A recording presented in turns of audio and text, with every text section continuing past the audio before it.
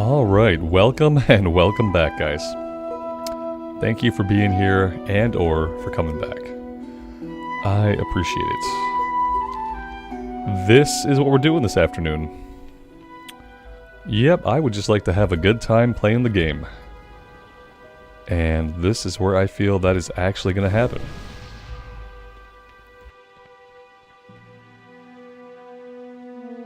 Music seems a little quiet. Music is up all the way, max. Main volume is not up. That's a little better. Let's roll with that.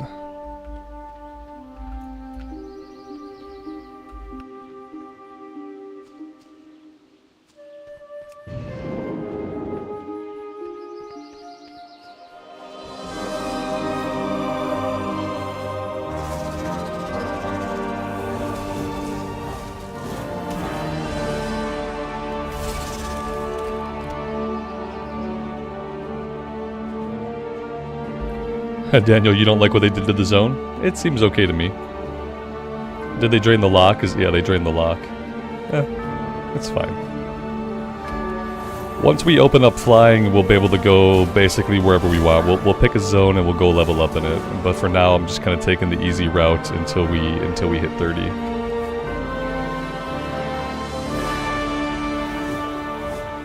It's funny to see how like unexcited people are for like the zone revamps and thinking that like classic Cataclysm is going to come out and that no one's going to be excited for it.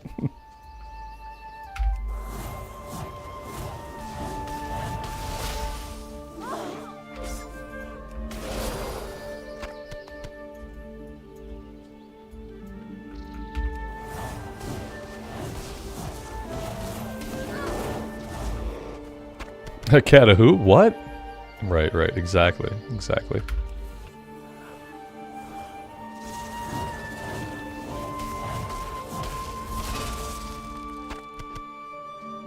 I do have a quest down here. I don't remember there being a quest here, but let's go take a look at the quest.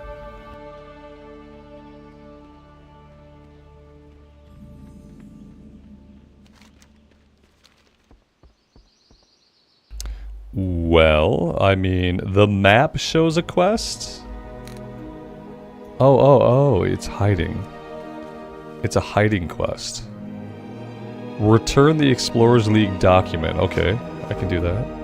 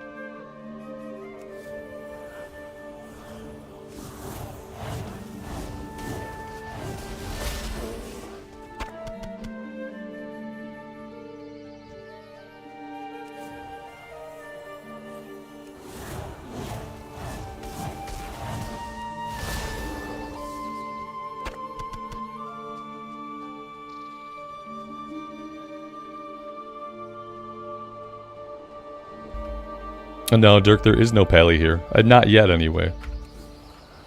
One of my goals for Dragonflight is to level up as many classes as possible before War Within comes out. So that by the time War Within comes out, I know what class I really want to go on.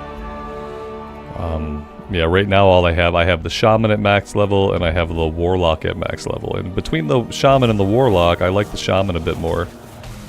But I do need to level up some more classes and just like have a broader sample range of what I might like to play going forward into the future.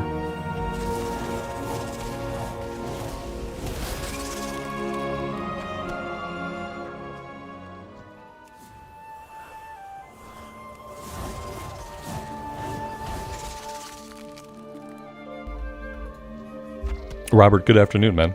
Let's queue up for a random dungeon, just for funsies. Random classic dungeon. Let's just go ahead and do that. Why not? What's the harm?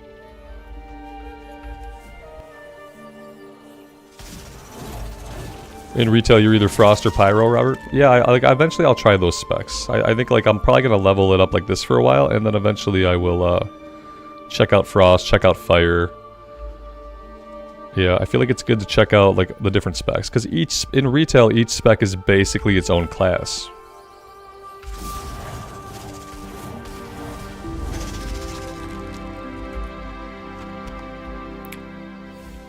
What level in WoW? What level are we on this character? On this character is only level 19. This is a relatively new character.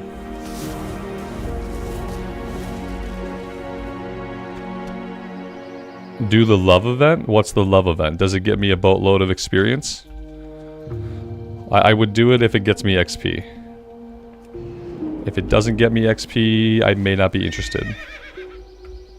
It also depends on where I have to go to pick it up and what it involves.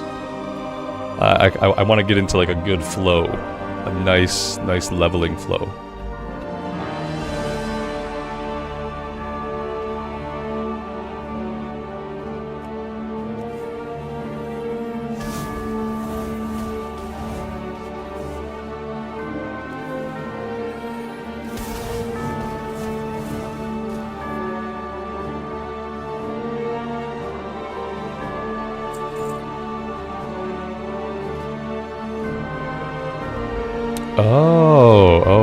Okay. Flower dungeons.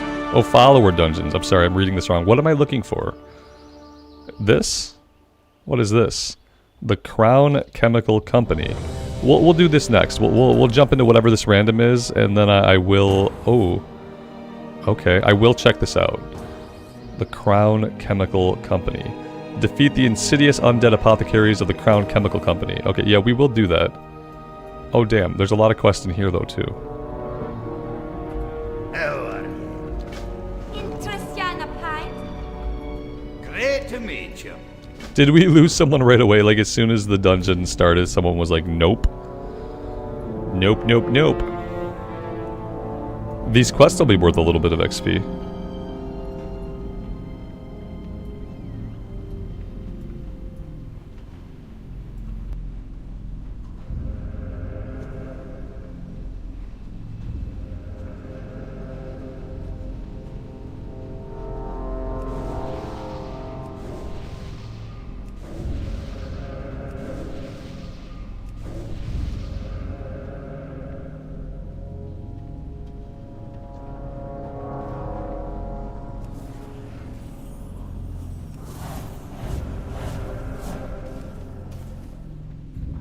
Okay, I see. I should know better. I see how this is gonna go.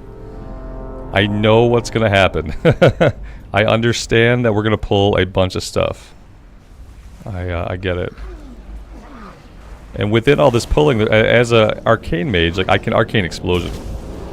Like maybe I should just be doing that. Maybe I should be spamming Arcane Explosion through all this. Unless it's like a single target thing.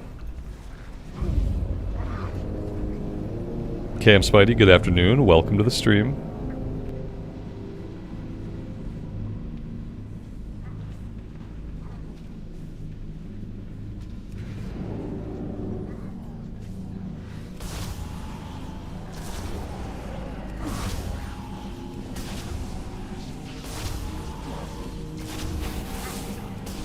I don't think I have like any other means to really AoE very well. So I feel, well, no, that's not true. I have Arcane Orb and I think Arcane Surge I could be doing. And then after that, it's like basically all down to Arcane Explosion.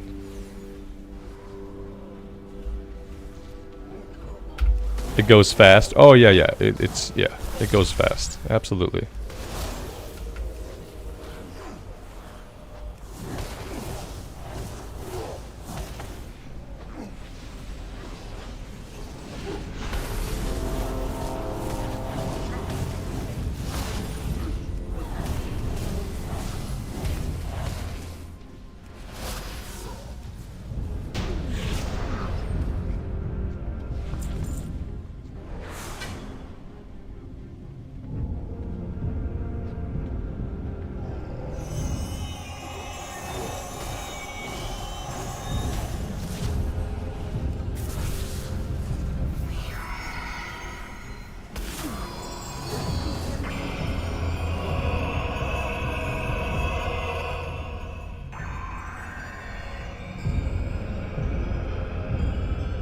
None may steal the secrets of the Makers.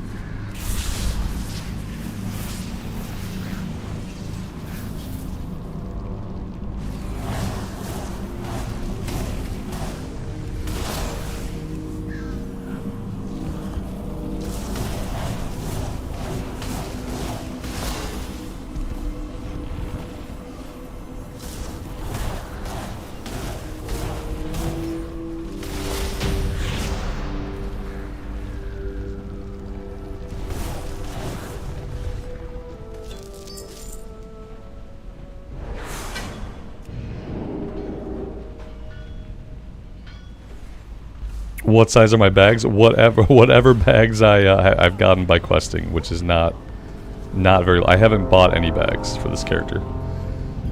This character's got like 6 slot bags, 4 slot bags, like whatever I've picked up so far while questing.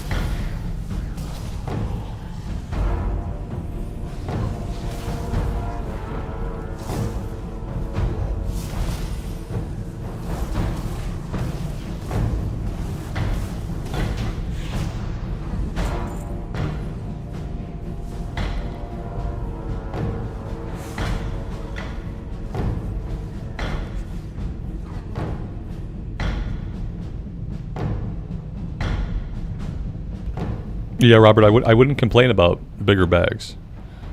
Yeah, that'd be cool.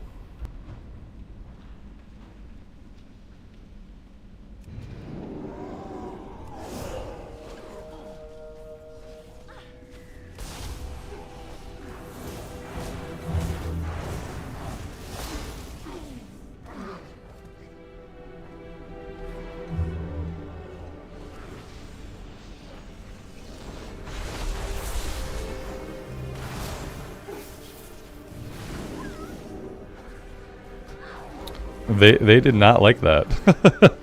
They did not. I thought I could just open up with my biggest spells.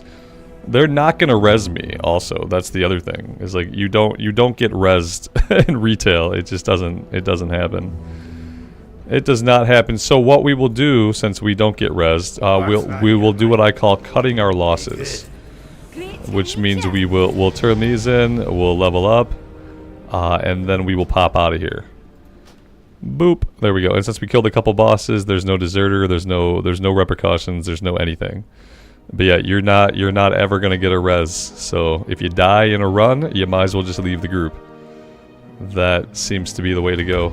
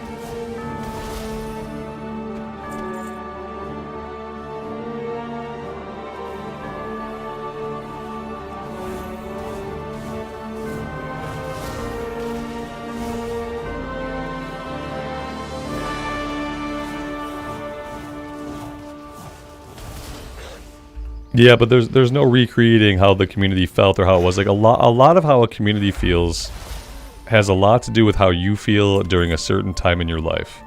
Like people are basically the same. It's just like we feel differently based on the time of life that we were playing like certain versions of the game. And yeah, but there's no going back to like the way things were. Even Classic does not bring back that sense of community. If whatever it was, whatever people think that they felt back then, like that stuff's gone. It's gone mainly because like you're different, I'm different, the player base is different, like, and times are different, and games are different, and there is no going back. And you just have to find ways to love what currently exists. If you don't find ways to love the thing that currently exists, like in some way, you're just going to be perpetually unhappy with the offerings. Because you're always going to be yearning for a time that may or may not have ever been real. Could have been like, you know what they call like, what is it, like rose-tinged goggles or glasses or graduation goggles. Like basically the concept is once something has come and gone, we always want to remember it more fondly than it actually was.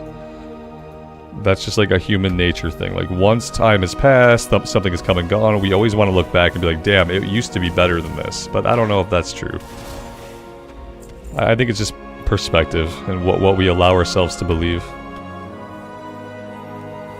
Rose-tinted glasses. Thank you, Robert. Yeah, it's just like you look back and you're always going to say, oh, that was so good when it... But like if you really think back, I mean, I had some miserable times back then too. There was toxicity, there was still gear score, like, it was the same shit, different day, like, but it's easy to look back and say, well, things used to be better. Well, it's like, well, maybe not, maybe you're different. Maybe you just don't enjoy things the same way.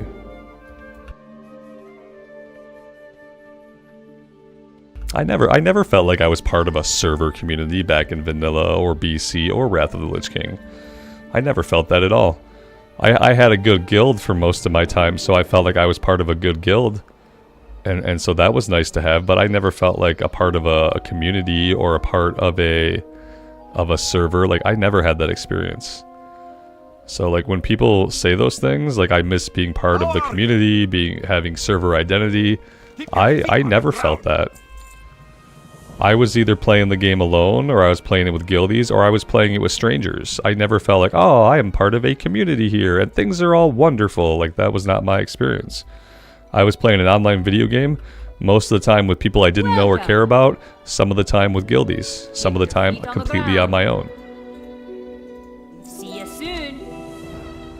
But then again, like, I was a bit older, like I was in my 20s when WoW came out, and so maybe I was already a bit more cynical. I don't know.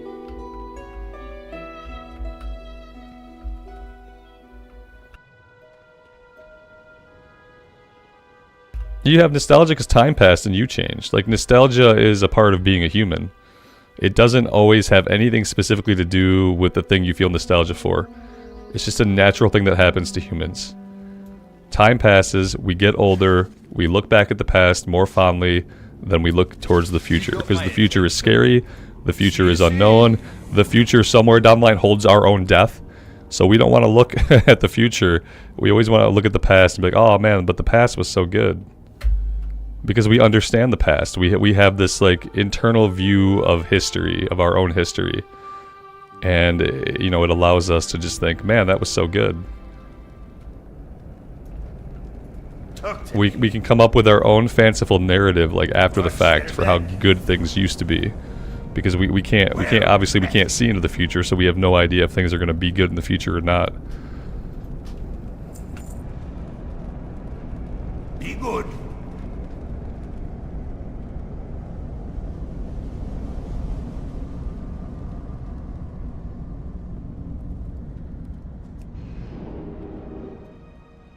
I feel like as far as like 5-man dungeons goes in retail, like melee classes are probably where it's at. Like, if you want to spam some dungeons in retail, I feel like being on a melee class, being on somebody who can like get into the action right away and do stuff is probably better. However, let's check out this event for the bonus XP. It's the holiday thing. Let's queue up for that and we'll see how that goes. But I probably won't run a ton of dungeons. In the Dragonflight content, I would like to check out the follower dungeons and see how that goes. But I feel like dungeons are probably just better off, like, probably feel better as melee. As a caster, you start winding up a cast, and then everything is dead. or the tank is pulled it, like, way beyond your ability to hit it.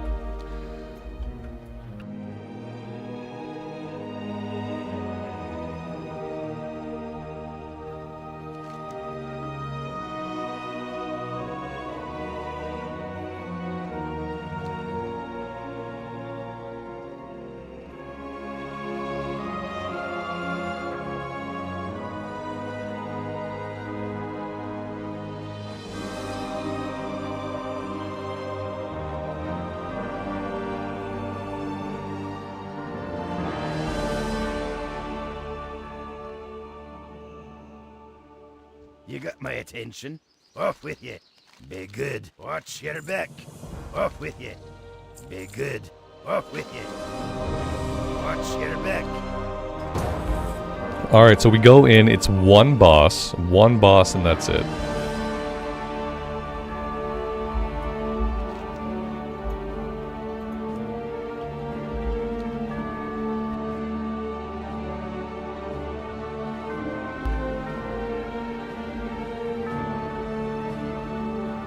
Richard, good afternoon. Welcome to the stream.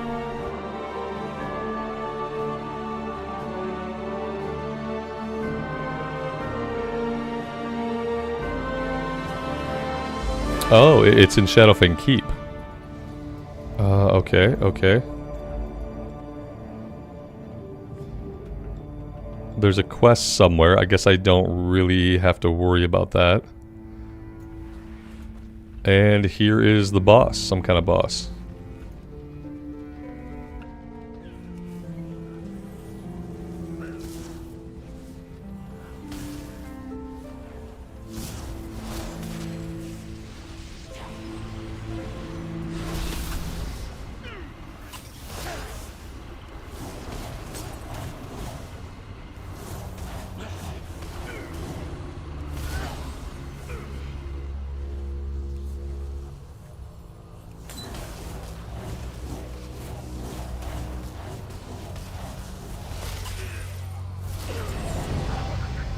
And that's it. Victory! I don't really know what happened, but we succeeded. We did a thing. We got a bunch of XP. We got some gold. We got some tokens. Okay. Cool, cool, cool. That's all great. We'll loot him. Good stuff. It was that fast. It was so fast, if you blink, you might have missed it. So I hope you didn't blink or look away. Can't tell you really what happened, but I was able to cast a couple spells, so I appreciated that. This ability, I've been holding off on this because dang, I have a lot of buttons to press already. I got so many buttons to press already that it's crazy. Let's reduce magic damage taken. That seems okay. Maybe I'm in combat? No. I have a point over here to spend. Consuming arcane charges increases your haste. That seems just pretty good. If it hits 3 targets, 50% chance to generate extra. I think we should grab that. There we go. Alright.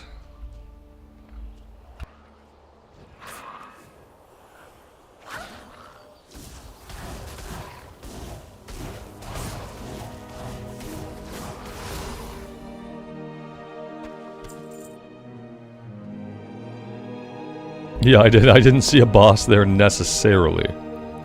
I didn't see a boss there. How do I like the talent system in retail? Let me tell you this. I love these talent trees, the ones on the right. I think these are great. These talent trees are garbage. And the only real thing to do with this talent tree is to look up a build on Wowhead. Because it's just garbage. I don't enjoy this tree at all. I don't enjoy, like, a lot of them are like multiple paragraphs. Of course, I hover over all the short ones. I don't like it. Yeah, it seems like there are things you have to grab. The other weird thing is, like, sometimes in retail, talents reference abilities and mechanics that your class doesn't have yet, but that you will have in the future. It's like they expect you to know how the class works before you start spending talent points, which is really freaking weird. But yeah, I love the spec trees. I hate the class trees. I wish they would delete them or just make them a little bit more straightforward. And then they should, whatever they want the class to have, whatever the build says on Wowhead that you have to do, they should simply bake those abilities into the classes so that I don't have to go look up the Wowhead guide on how to spec my class tree.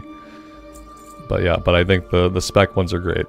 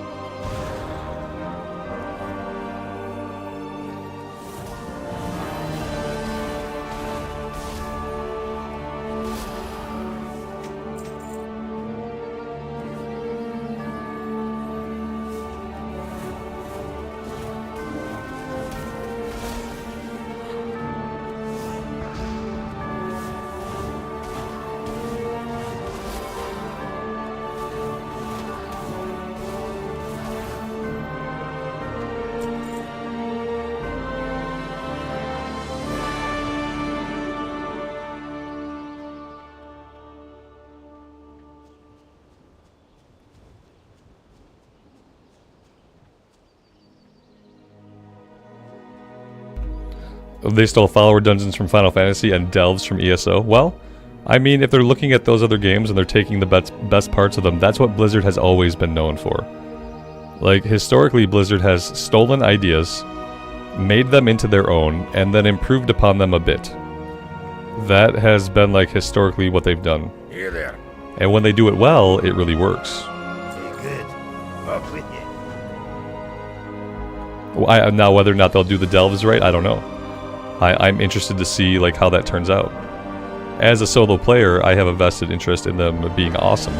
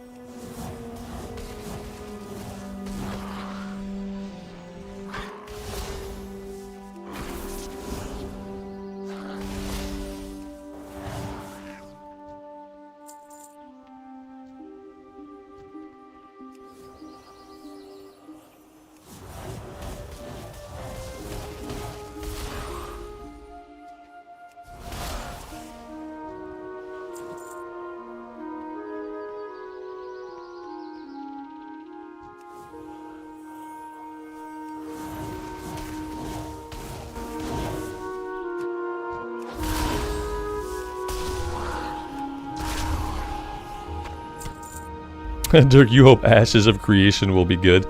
My man, you should just spend all of your energy hoping that the game actually ever hits release, because I would be willing to bet basically anything after 7 or 8 years in development, after an engine change, after constantly adding new system after new system, this game isn't ever going to come out. You understand that, right? You understand that Ashes of Creation is never going to hit a 1.0 public release. You hold your breath on that one, brother, you'll be dead. You won't make it till the game comes out. The game's never going to release the full release. It's a game that's been in development for like, what, is it 6, 7, 8 years? And it's still in alpha. And every time you hear about it, they're either changing their game engine or they're adding a new feature. It's got feature bloat. It seems like they keep... It seems... No, I don't know. Because, like, whatever. They could have the best of intentions. But it really seems like they keep tacking on features maybe as a reason why the game is not coming out. You know, they just keep adding stuff. Yeah, or if it does come out, it'll be the biggest flop you've ever seen. Alpha 2 this year? Yeah, after 7 years they're in Alpha 2. Like, this is not... That's not game development. That's not game development for a game that you're ever gonna play. I'm sorry. Like, I really wish... I would love to be wrong about this. I would love for the game to one day actually come out so that we could play it together. So it's one of those things where, like, I would love to be wrong, but unfortunately, like, I'm not gonna be wrong. The game isn't ever gonna come out. Do you know how unstable, like, the economy is these days and how unstable just the games industry is in general? Like, eventually, this development studio, how long do you think they can keep their staff together working on a single game? 7, 8, 9, 10, 11, 12 years later? Like, what's probably gonna happen is the studio's gonna go under. They're gonna quote rising costs and stuff like that, and eventually these developers who are making Ashes of Creation are going to be dispersed to the winds, and we're never going to hear from them again. And it's going to happen after like 8 or 9 years of development. It's going to happen after like bazillions of dollars in backer money, probably. I don't know the details or specifics of any of that stuff. And yeah, and it's probably going to give MMO development like a really fucking bad name when that happens. Like, no one's gonna trust any new MMOs that are ever coming out ever again after that stuff goes belly up, which it's gonna do eventually. Sadly. Again, would love to be wrong.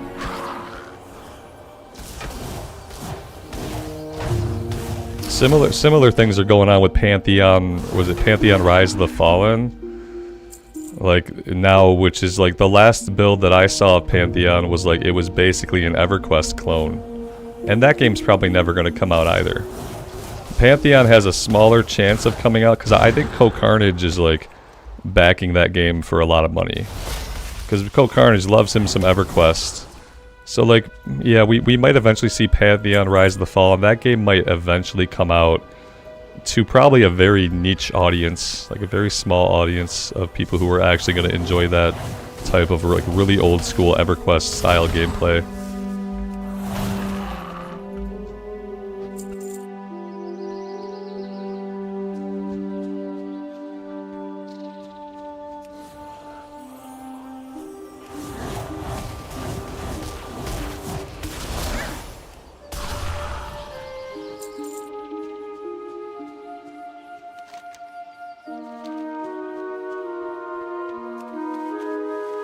I'll take all the candles, thank you. Yeah, I'll take your candle and your candle and your candle. No candles for any of you.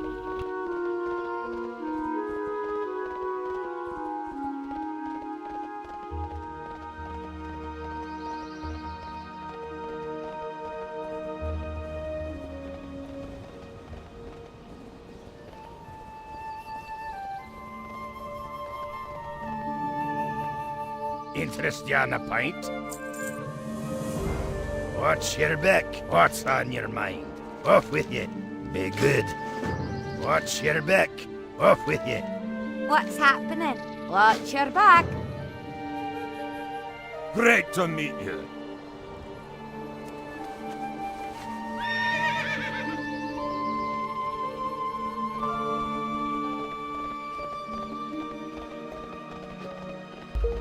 What zone should I go to once we get flying? I was thinking about maybe like the Plague Lands. But maybe we want somewhere like more chill. Yeah, as soon as we hit 30 and I can fly, we can go anywhere we want. It'd be super easy. In the old world, this is an old world questing playthrough, so I want to visit old world zones, like zones on Azeroth. Northrend doesn't count. Winter Spring. Okay, yeah, Winter Spring's on Kalimdor, but yeah, absolutely. Winter Spring, I have no idea what could have happened to Winter Spring. Hinterland sounds nice too. So Winter Spring, because we're gonna need like 4 zones, like 4 or 5 zones to get us into Dragonflight content from my experience, like from when I leveled the Warlock in the old world. We're gonna need 4 or 5 zones after this. So Winter Spring, Hinterland sounds cool. I think I've done Hinterlands before, but it's a really pleasant area. Fellwood into Winter Spring. Yeah, we could do Fellwood into Winter Spring. I think they do like naturally just kind of link together. And I don't know anything about Fellwood post Cataclysm, so that's cool.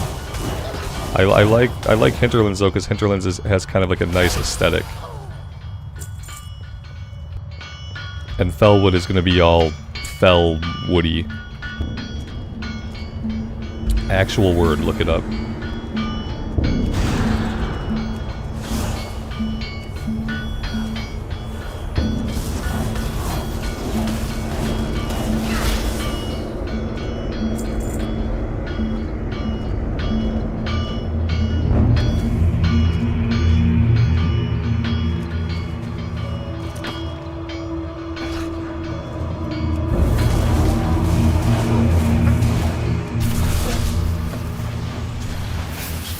Richard, you really enjoyed the storylines for EPL and Western Plaguelands? I remember them vaguely. I think like a couple years ago, I might have ran through there on a human warrior. Like, this could have been back in Battle for... This could have been before Shadowlands. I think I had a human warrior that I only leveled to 50 because I wasn't going to take another character into Shadowlands. And I think I did one of the Plaguelands, at least. I have a recollection of like some of the things that have changed.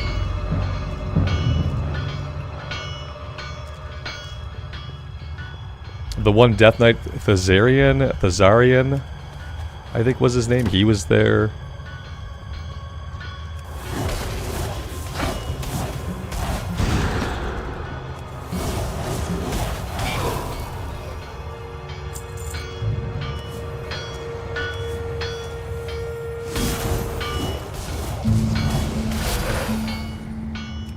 Oh god, this guy is a little bit buff, a little bit buffer than some of the other enemies. Oh, he's a named guy. Well, that makes sense.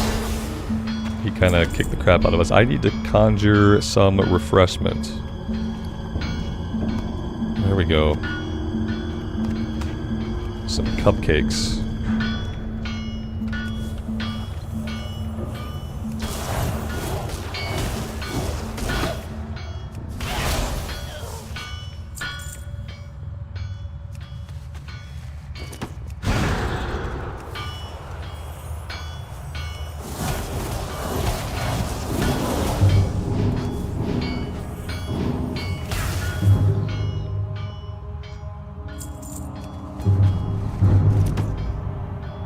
Yeah, the good thing about conjure refreshments also is that it's hard to buy food and water as you level up in the old zones. I found that there are like some strange scaling issues when you try to rely on the food and water you can buy in the game while leveling up.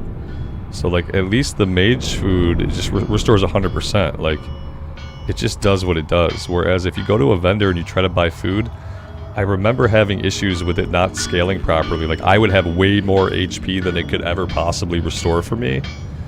And until that didn't resolve until I got into, like, Dragonflight content. So that was really weird. It's nice just being able to make food that can restore us back to full. Because, like, believe it or not, when you play retail, you actually take damage sometimes. And for whatever reason, like in retail, like your health does not regen quickly at all. Maybe because spirit no longer plays a factor in your health regen, but like once you're low on health, like you gotta heal up because like you're not gonna heal up naturally very quickly, which is interesting.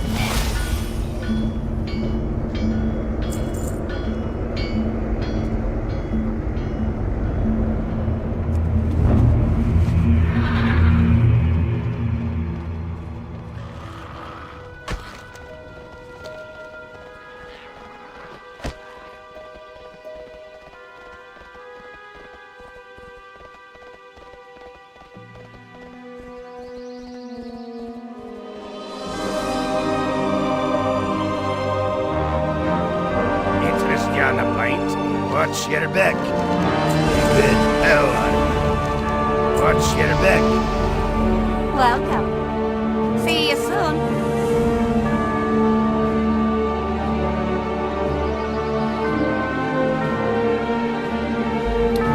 John, the death run was painful to watch? Yeah. Earlier this morning, you mean? Yeah. It was. You would have taken... Yeah, I took a quick break. Yeah, I didn't really need to take a break. I needed to be doing something different. That's what it really was. Like, I did walk away for a minute. And I refreshed my coffee. But, like, in reality, I just needed to not be playing Season of Discovery right then. Like, that was what it really was. I just needed to not be playing that version of the game at that moment. For a bit. I'm really happy that you guys don't mind some retail every once in a while. That's really nice. I really appreciate you guys being here and hanging out. Because obviously, like, retail is not, like, mainly what the channel is known for. And I know some people don't like retail at all. So I really appreciate you guys hanging out with me. And letting me do this, because I have a lot of fun leveling up characters in retail, and one of my goals is to level a bunch of different classes so that I can pick my favorite one to go into the war within. So yeah, thanks again.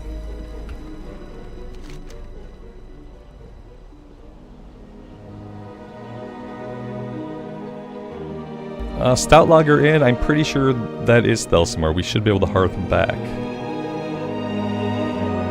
Wyatt, I appreciate you being here, man. Thank you. I'm sure it's more enjoyable to watch me play when I'm not just in a terrible effing mood about everything. Which is how this morning felt with Sod. Like, what was the first thing that enraged me this morning? Oh yes, the Warlock Summoning Stones. I felt like it was like, first it was the Warlock Summoning Stones. Then it was that I was being forced to use a specific rune so that I could hold threat, because, yeah, it was like one thing after another. What can I do for just kept, like, really bothering me. And, like, I couldn't seem to get away from things that were bothering me. Like, I would get over one thing, and then another thing would rear its head. Be good. And, you know, it's definitely a me thing, but I don't feel that way all the time. Like, I'm playing this game right now, and I don't feel any of that stuff. I haven't run into one super annoying thing yet. And I've done a 5-man in retail, and I still haven't been super annoyed, so that's saying a lot.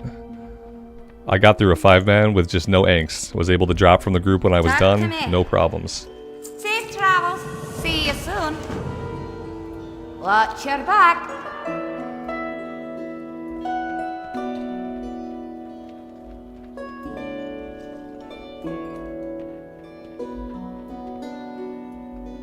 Mike, that's awesome, man.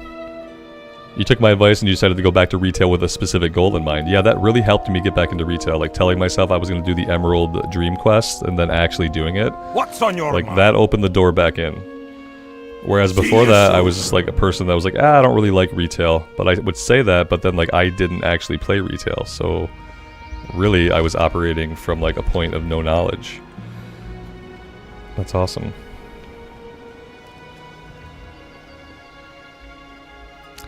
Alright, what am I doing now? I am going to come over here. We're going after Murlocs. Murlocs, Crocolisk, and the Buzzards. Did I have talent points? I do have a talent point back in our favorite tree. I'm going to grab this. Draw power from the Night Fae, dealing nature damage over time. This is an AoE, so this would actually probably be good to have. Like, where do I want it on my bar? I really don't know. You know what? Who needs an interrupt? We'll put the interrupt up here, a little bit harder to hit. But that should be okay. I want to see what this looks like. Okay. Oh, it's like an arcane explosion-y, like, around us type deal. I expected it to go forward. But no. It's like a similar to... Because we're going to be doing arcane explosion and this, I guess. Makes sense. Okay, cool, cool, cool.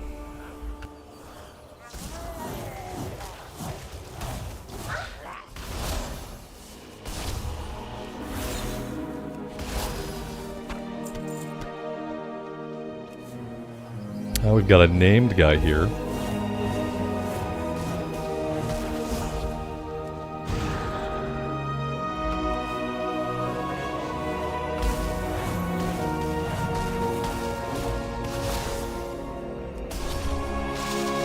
Yeah, John, me too. As far as story, playing through the Emerald Dream quest chain was the one time, and I think it was because I was able to do it all at once. You know, if I had done it when it first came out, did they time gate it like they usually do? The time gating for me is like one of the biggest reasons why I kind of bounce off of like being engaged with a new story in the patches. Because when they release the quest, like one this week, one quest next week, it's a short quest chain anyway, right? It's only a handful of hours. So when they piecemeal it out to me, I don't stay engaged. But the way I did the Emerald Dream, being able to do it all together, like being able just to go through it at my leisure, I wasn't forced to wait. You know, I could just play it through multiple days in a row and do the whole thing. I was able to actually like engage with the story and feel like involved with it. But I think it was about like how I was able to play it. Whereas, yeah, typically they just want to piecemeal it out to you over time.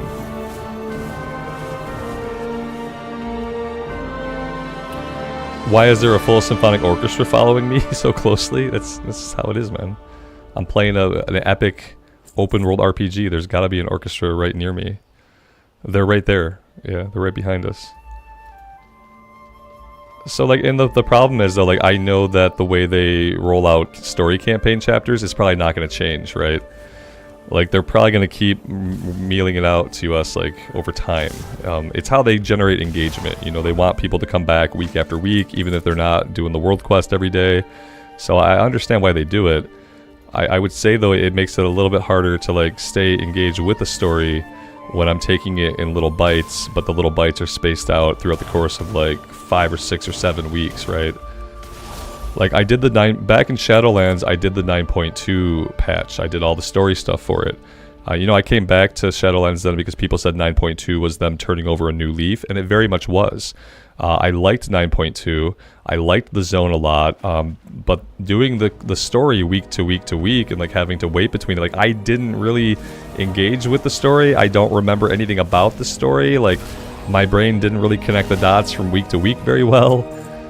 And I just like, I wonder, you know, that's obviously going to be how they keep doing stuff though.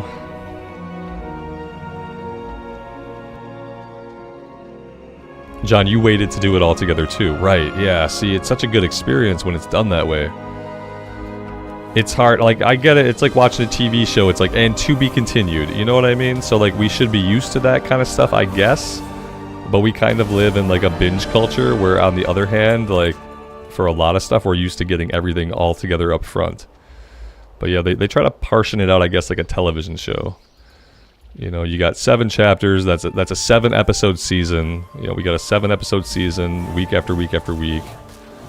Maybe if when I logged in, I could get a last time on. That's what they need. If they want to give me the story chapters week to week, have there be an NPC that I talk to that will give me a little last time on narration, and that will summarize for me with some nice voiceover and some nice little like montage cutscene. Just like tell me what happened last week so that I'm like apprised, you know? That would be really cool. I wouldn't mind the week to week. If they had something just super gimmicky, like a last time on, you know, that would be great. I would really get into that. It would be a cool way to do it. Blizzard, you can go ahead and steal that idea. Yeah, have an NPC where I can click last time on, and then you tell me a little bit about last week's story that I did that I subsequently forgot about in the slew of living my like normal life and doing a bunch of different things. I'd really like that. TV shows do it and it works really well. Call my attention to the important parts that are going to matter for this episode, you know?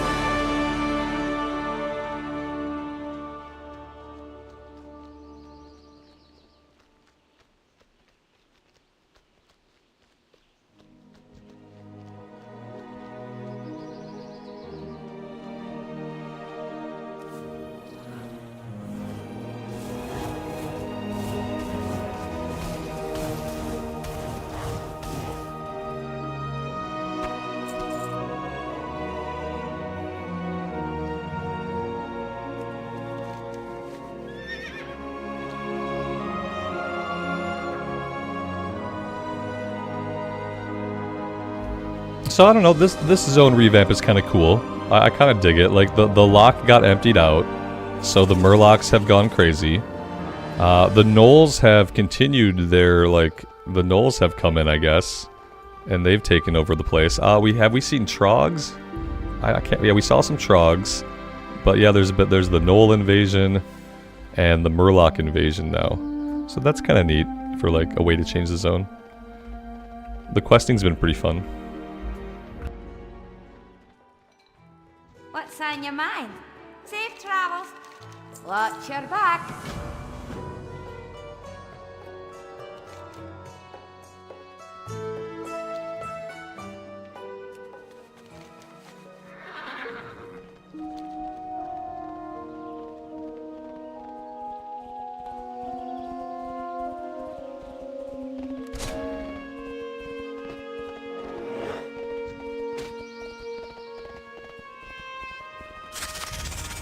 I will say they're playing so many different music tracks in this zone. Like, they're playing some of the classic music track, they've got their newer music tracks, and there's like huge volume differences in the different music tracks. Like, some are really quiet, some like this one are really loud.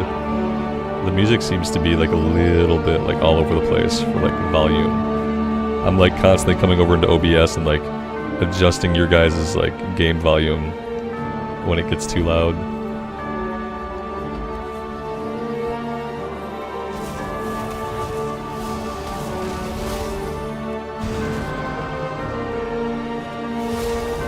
I wonder if there's like some kind of add-on that like helps normalize. You think there'd be an add-on that would help normalize some of the volume, so that I can just like have my volume set for music and not have different tracks play at different volumes like natively. That would be a cool add-on. Daniel, the magic for you was the lake and they took it away. That's fair, man. Yeah, it's Loch Modan. Like, now it's no Loch Modan. You know? It's Puddle Modan. It's not the same, right? You'd like to have seen an eventuality where like some of the damage caused by the cataclysm could have maybe like been reversed. So like maybe we could get the lock back. Maybe we could repair the dam. That'd be a cool storyline, like repair the dam, get the lock back. That'd be nice.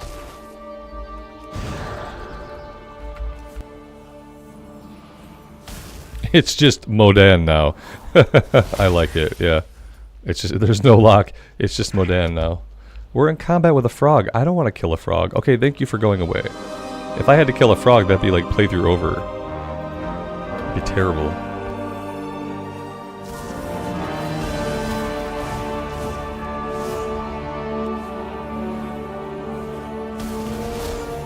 Okay, enemies are getting a little bit buffer. Enemies are taking more spells to put them down.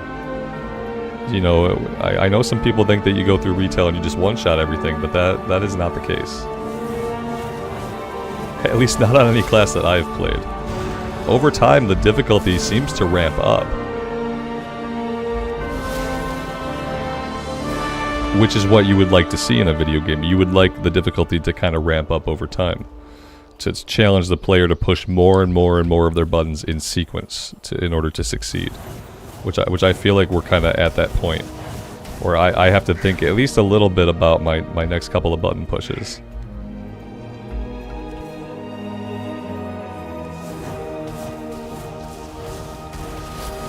Oh, Jason, yeah, the Westfall revamp is the one, I will say, Westfall and Red Ridge. Two of my favorite zones of all time, and they did silly spoofs. They did spoofs, you know, they just spoofed Rambo, they spoofed CSI.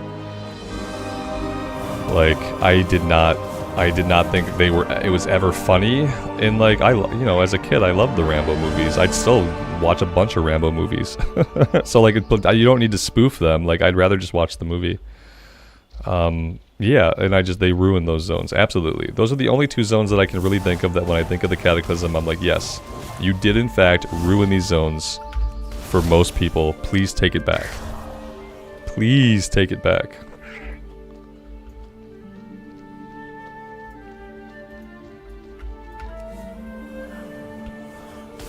Maybe one day. Maybe in 8 years from now, after the World Soul Saga ends, we will see an old world revamp and we will get Red Ridge and Westfall back in some semblance of just like normal World of Warcraft adventuring fun times. The best in retail is not having to level professions from 1 to 900. That's, you know, that's a darn good point. Yeah, absolutely. It lets you on any character, you can decide once you get into the current content, I want to do professions. And you don't have to feel behind.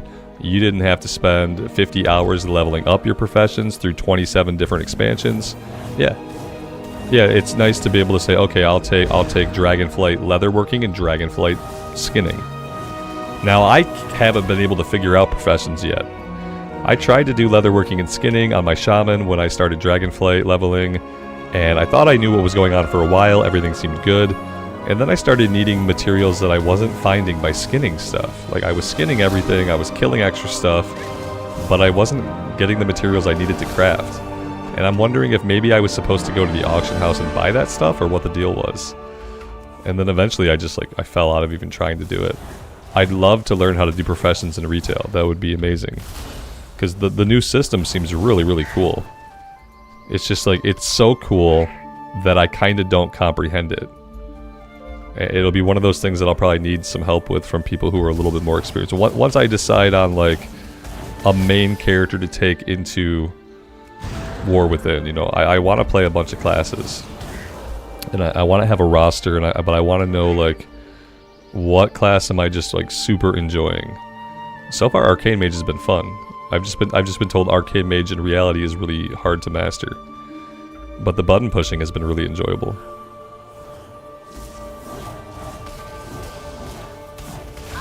John says professions in Dragonflight are ruined. I don't know enough to talk to it. They seemed complicated, you know. But I felt like, you know, if I was smart enough to figure it out, they could be really good.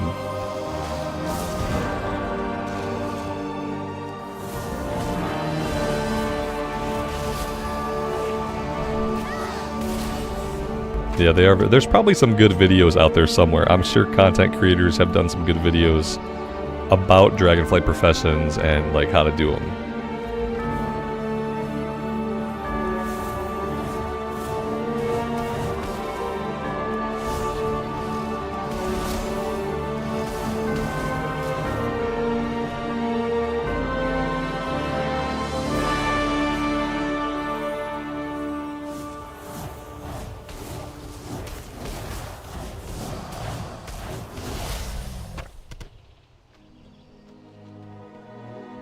Why would you need videos to learn? Daniel, I don't disagree with you. Like, why should you need a video to learn a profession? You should not have to. No. And you could probably struggle through it and, like, make something work, you know? But yeah, they were really complicated. It did seem like you might need a video. You could probably figure it out, you know? If you're a smarter person than me, you could probably, like, figure it out, piece it together, do some investigating in the game on your own, and then you could probably do it. Like, I don't think that I'm that smart. So, like, someone like me, like, I would probably need a video. Granted, like, you would hope that things could just be understandable within the confines of the game, but with WoW, that's not always the case. I think I'm supposed to kill this guy, maybe? I don't really... Yeah, this must be the guy. Moosehide tagged. Okay, I have to tag him. How do I tag him? Am I tagging him with an item? I don't think so. Does it just want me to, like, tag him with a spell?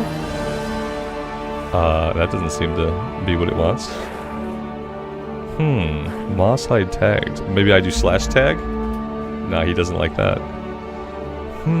Interesting. What would I tag him with? I could read the quest. The Murlocs.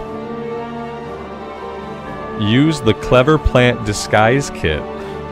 Oh, the Clever Plant Disguise Kit. Okay. Let's leash this guy.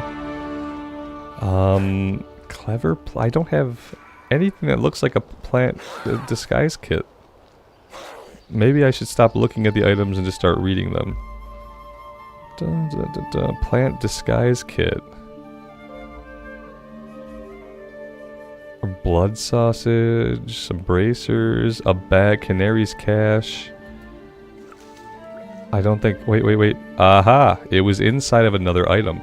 And look, once I popped that bag open, it put it here. There we go. We are now a bush.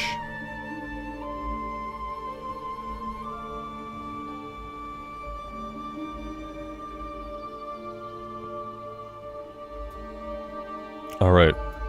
And then as a bush, I am going to do something else. Possibly use this item. Splash the moss hide with the... We're out of range. We get a little closer. There we go. Perfect. Perfect. They can't see us. We are perfectly stealth. Okay, I guess we just like... We're good now. We're done here. Can I not be a bush anymore? Or am I just like a permanent bush? There we go. John, what do you think it was that made you give up early on it? Just like, was it just too overly complicated for no reason? Or just like not enjoyable to engage with? For me, it just became complicated, like... And I just didn't understand where to get mats from, really. I should have assumed auction house, but I didn't.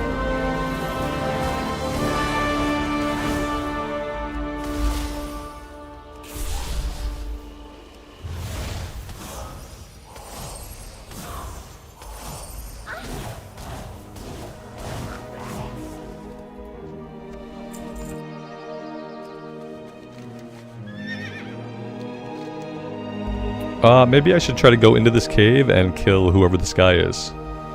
Okay, we get dismounted so much. I know they want me to buy the saddlebags that stop me from getting dismounted. So like the dismount rate in retail is like 500 times the dismount rate in classic. Because in retail there's an item you can get that will help you not get dismounted. I obviously don't have that item, but they would like me to acquire it. I'm not going to, but they'd like me to. Lael, good afternoon, man. Welcome to the stream.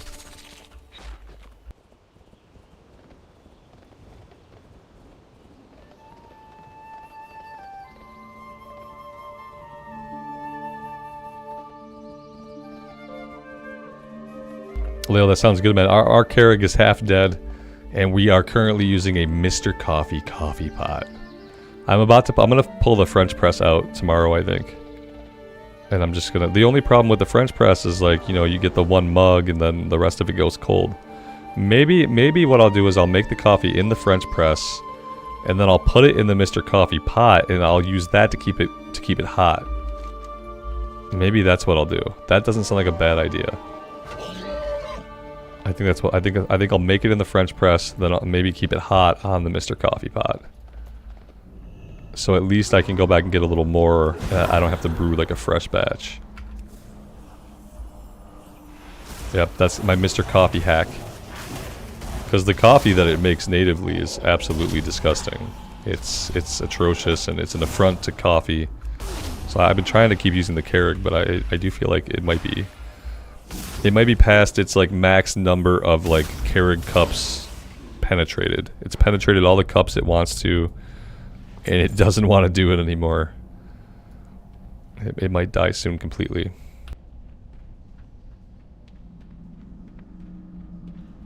See, this is what I was talking about earlier. Like in retail, your regen doesn't really do a lot for your HP. Like this is never gonna go up unless I take steps to make it go up. And luckily I'm a mage. If I were like another class, I would probably have a hard time finding like food and stuff that could actually heal all my hit points. But thankfully we are a mage. And we make our own food. And our food scales with us. Red Robin, you cheated on your diet by drinking 4 beers during the Super Bowl? You have to work that kind of like event into your diet. Otherwise your diet's always going to fail. You just gotta say like, well, for this one day, this is it. This is what I'm doing today. And then instead of it being you breaking your diet, it becomes everything going according to plan. That's how you have to do it.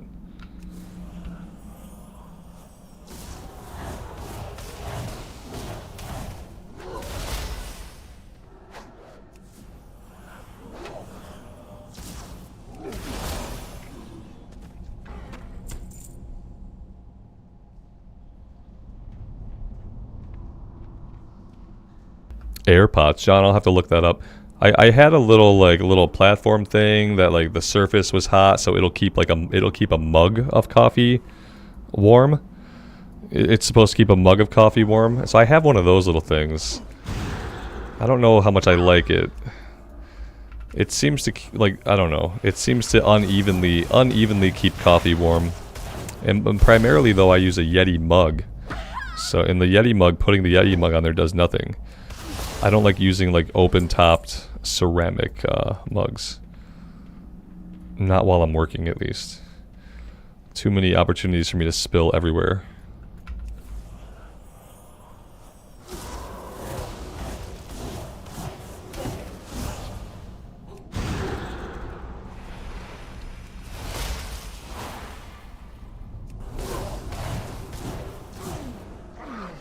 Alright, what am I looking for in here?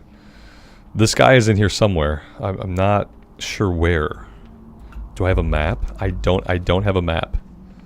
Okay. This is not a way. This looks like a dead end. This is also a dead end. Maybe I have to go up. Yeah, I think up may be the key. Having Arcane Intellect on would be nice.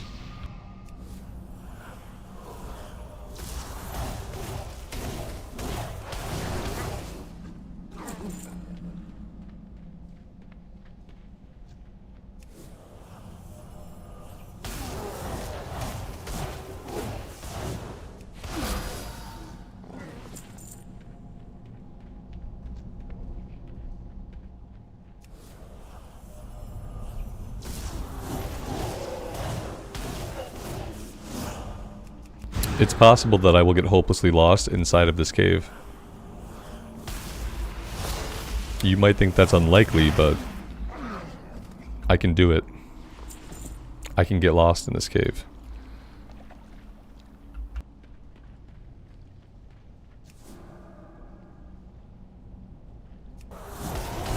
Oh. Right on. It's fresher than having it like on a burner. Okay. Yeah, that's what I didn't like about the little thing I had, is like having it on a burner of any kind. Like it keeps it hot-ish, but it just unevenly, like it basically burns the coffee. Yeah, it always leaves it with like a burned flavor to it,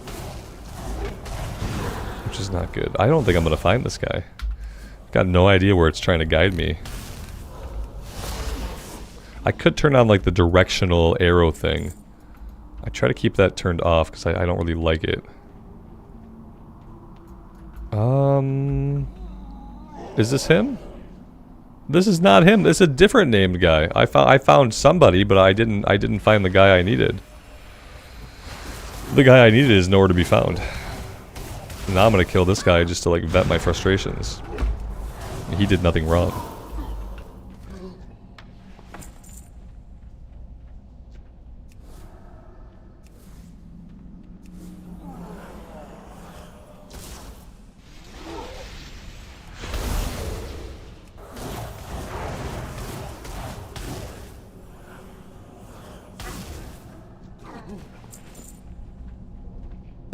That got us no closer to finding the actual objective.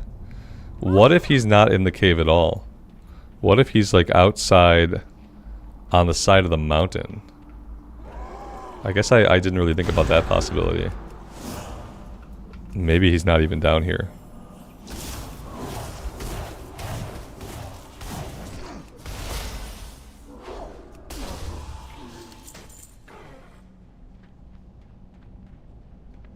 It's also eerily quiet in the cave. They couldn't be bothered to come up with some like cave music.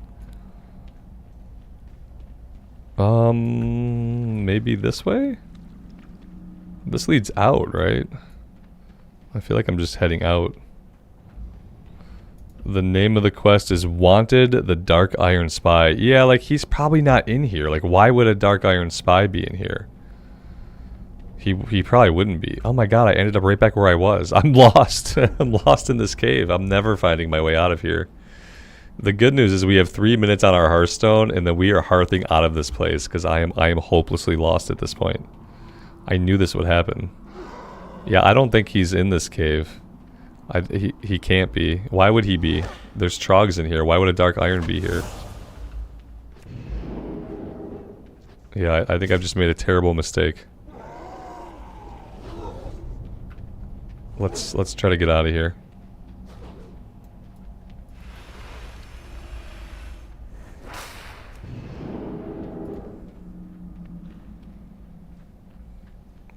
Yeah, see, I don't know. Maybe he's like up on the mountain or something. Maybe I just don't do this quest. That could be a thing. I don't think it's gonna hurt us very much to not do it, but it does seem like maybe he's on the outside.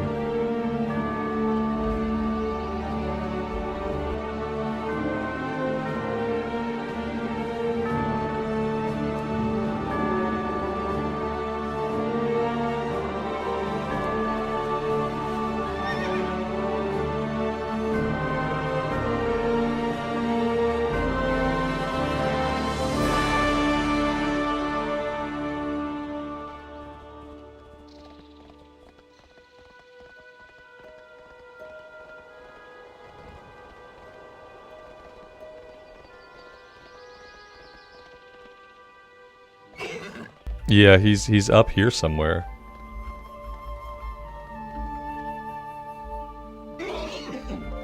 Okay, we're almost dead. That's awesome. Let's go ahead and eat.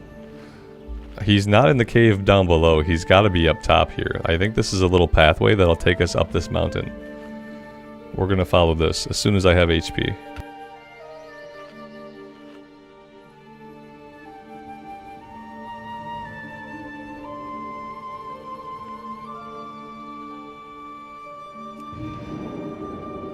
He's in the cave up here. Yeah, see, I was in a cave down below. This makes more sense because, like, you know, there are dark iron dwarves here. Like, this is not the guy. This is a rare, but yeah, we're on the right track now. Because now we're seeing the right type of enemies. Whoa, buddy is sneaky. He is a sneaky guy.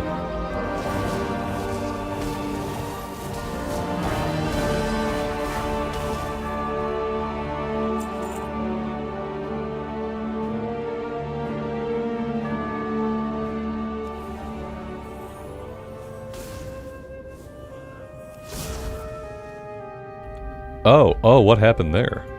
Another player just came in and just one-shot him. I was like, damn, that was powerful. It's like, no, you didn't do that. Oh my god, my inventory's full. Boop. There you go. We have another Explorers League document back here. Otherwise known as free experience. And now we can hearth back to town. Excellent. Excellent.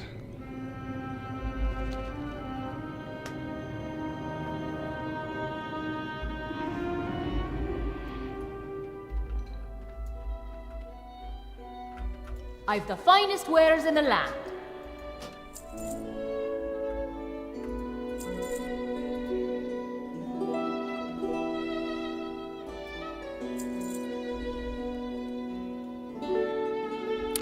So wands are actually weapons, right? Yes. Okay, cool. That's an upgrade. That's not an upgrade. And I could basically sell everything. I don't need anything unless it's a gear upgrade. I don't need it. Unless I'm selling stuff for quest. I hope they're not letting me sell like quest stuff. I'm assuming they wouldn't. Welcome. Safe travels. See you soon. Level 23.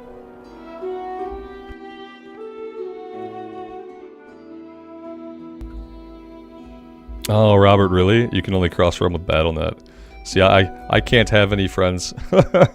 Because, like, what happens is if I have friends, I sometimes I'll hit the O button in Classic, and it'll show, like, the people in my friends list to the entire world.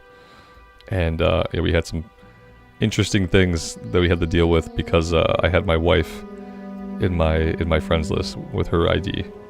So, yeah, right now, like, for the foreseeable future, I am friends-free. For everyone else's privacy. Because I will hit the O button at some point and it will open right to my friends list.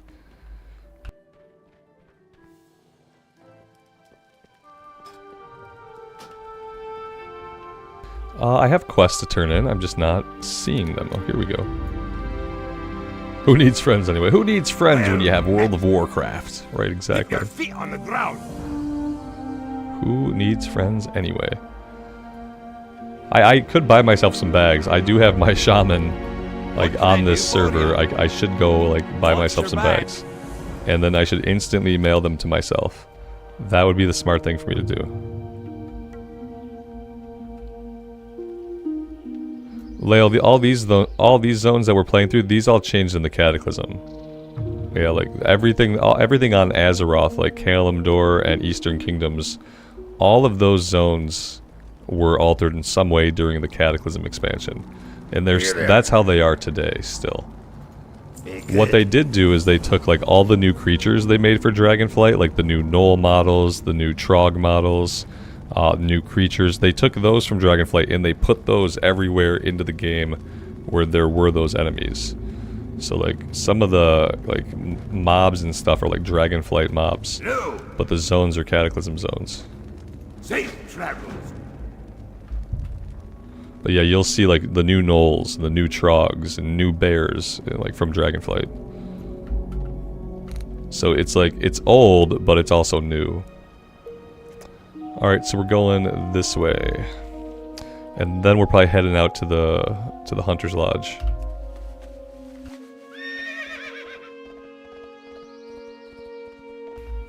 Robert, 1 month till the 10.2.6 patch and the secret phase content?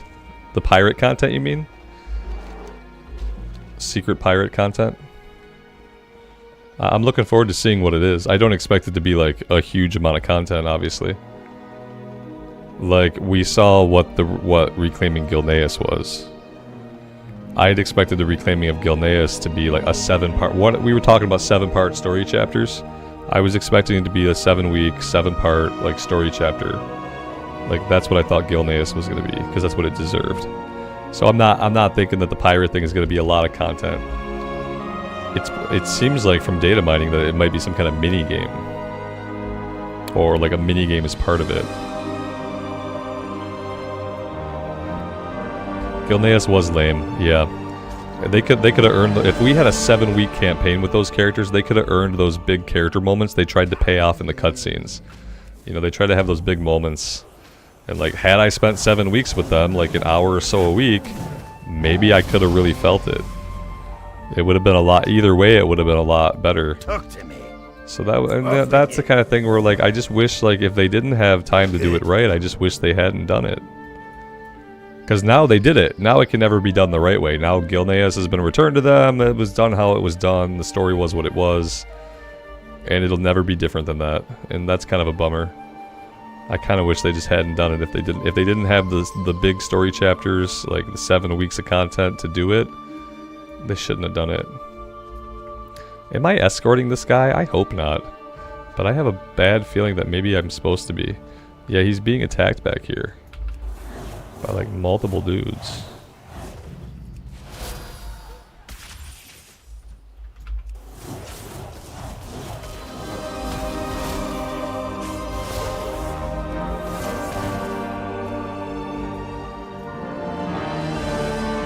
Am I not escorting him?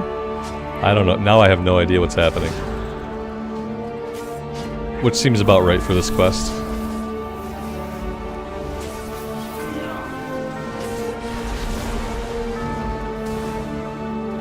Okay. Okay, so that's done. Maybe we're never escorting anybody. Yeah, that's it. It was just kill those guys. Okay. Understood. Now I get it.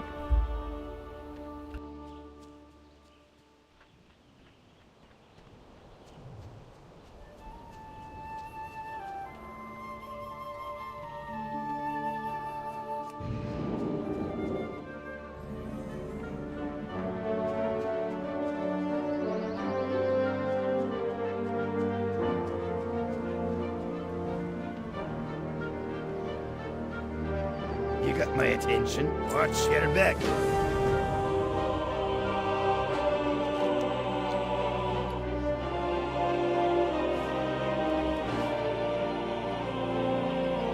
What's on your mind? See you soon. Unsurprisingly, we're going to be going after the carved idols. There is a quest up top. Okay, let's go up top.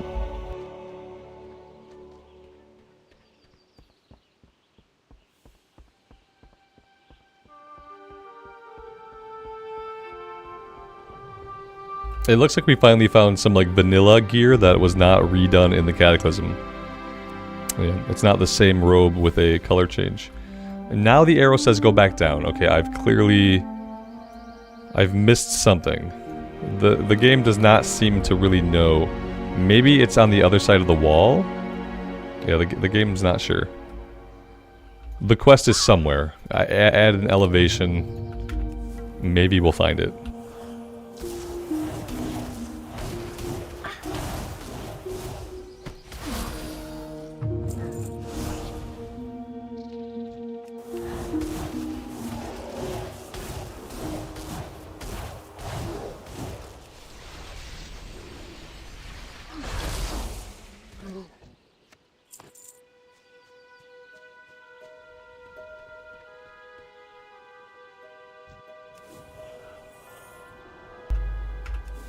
Metridium, I appreciate you being here and checking out the stream, man.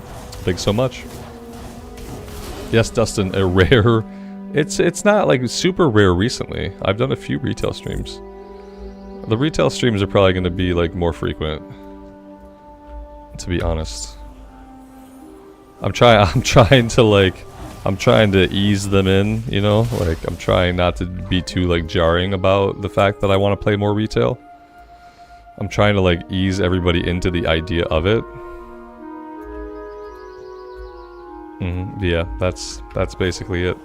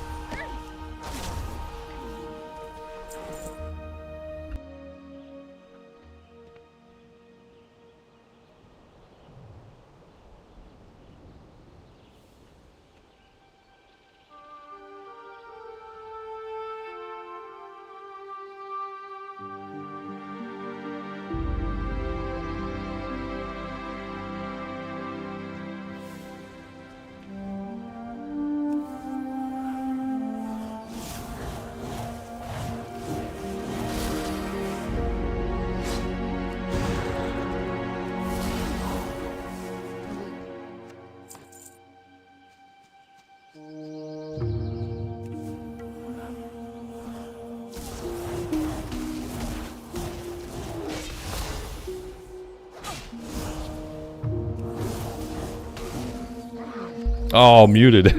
Damn.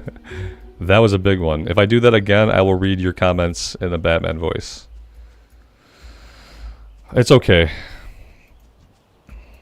I'll rethink that reply and maybe I'll come back to it. I was just saying that it, like Metridium said that he finds leveling, or Explorer said that he finds leveling boring, and I was just saying that that's okay that he feels that way. But that, you know, what I look for in my leveling experience is just like it to be chill, relaxing, cathartic. And so those are words that could mean boring. So it's okay to feel like it's boring. Some people kind of like it that way. It's kind of like the thing where like if I wanted like a super challenging level up experience, I'd probably go play something like Elden Ring. So what you see as boring, I see as just relaxing, chill, fun gameplay. Yeah, and I feel like retail's at a good point where like it challenges you enough that you have to learn your class. Like as you level up, you actually, and that hasn't always been true in retail. I remember like in BFA, like it really felt like you could one button the rotation all the way to max level. But it's actually at a good point where like you do have to kind of learn your class. You do have to use some of your tools some of the time. And that's good. I feel like it's in a good spot. I feel like it's in a good spot, but it's okay not to like it. It's okay to feel like it's boring. If it's boring, then like tab target MMORPGs might not be your thing, because inherently, like any tab target MMORPG is gonna be boring. It's not action combat. You're working through a rotation, or you're using reactive abilities. Like You're not dodging, you're not rolling, you're not blocking, you're not parrying. So yes, like tab target MMORPG combat is kinda like synonymous with boring, but that's what it's kind of meant to be. Yeah, it's meant to be that way.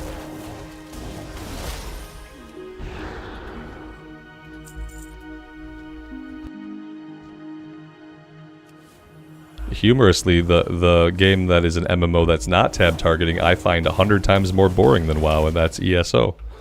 I find button pressing in ESO extremely tedious, boring, and unmeaningful. And that's not a tab target game. That's like trying to be like kind of action-y, but it's not, and it's like, it's kind of boring.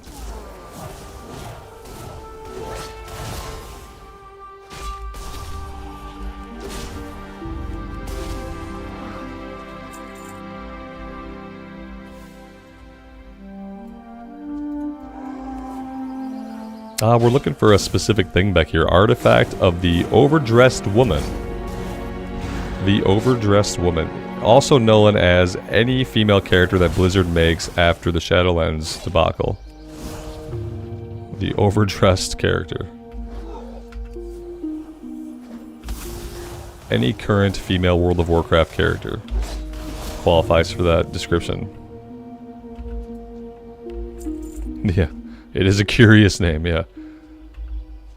Is it the Statue of Liberty? Like, over that, I guess it's the Statue of Liberty. I don't know why we have found this. I'm not 100% sure. It's a Titan construct, obviously. But it's the Statue of Liberty.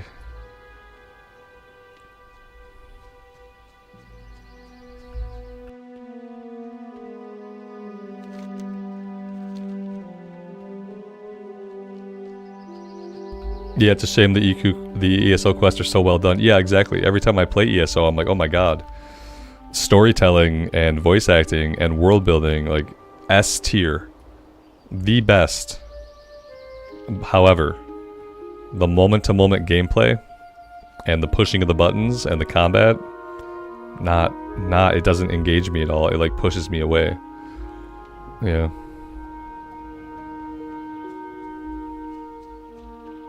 Planet of the Apes Easter egg, Cloverfield Easter egg. Yeah, I probably Planet of the Apes. Maybe.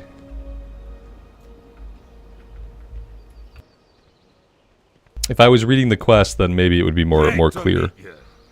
Maybe they would be working in like more references in the quest. Safe travel. My mic is not muted. Are you muted?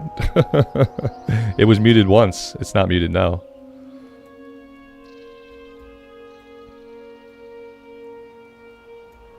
Now you're muted. How do you like that? We got points all over the place. Let's just go another point into less magic damage taken, and then over on this side, maybe we do the haste thing. Consuming arcane charges increases your haste. He could be in the past, Emma. Yeah, Iggy. Iggy could be a little bit in the past. Why am I not leveling the paladin? Which paladin? I have a few different ones, so. I never found this quest. It's an Explorers League document, so it's like hidden somewhere. I think I'm good on that though. It's okay. Let's head over to the Hunter's Lodge and see what's going on that way. The retail one? Do I have a retail paladin? If I had a retail paladin at some point, I don't right now. But I wouldn't put it past me. I had a paladin I played back in Shadowlands a little bit. It was a Blood Elf paladin. That's it. I haven't leveled a retail paladin anytime recently. And so if I have leveled one, the reason why I'm not right now is because I haven't recently. It's not on my radar. I don't even know what server the character would be on. For better or worse, I play a lot of characters. Yeah.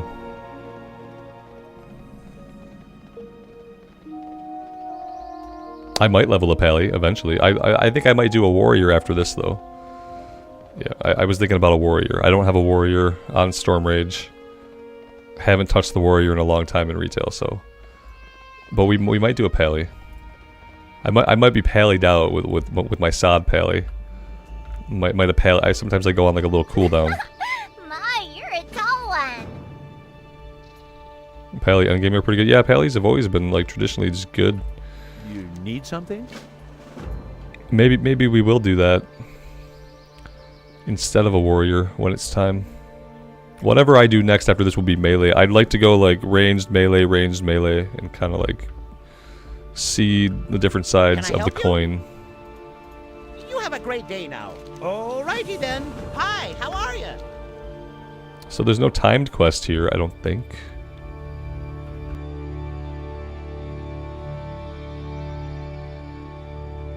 The Pally's Biss. There we go. Pally is Biss. Full Pally groups. 100% Pally participation.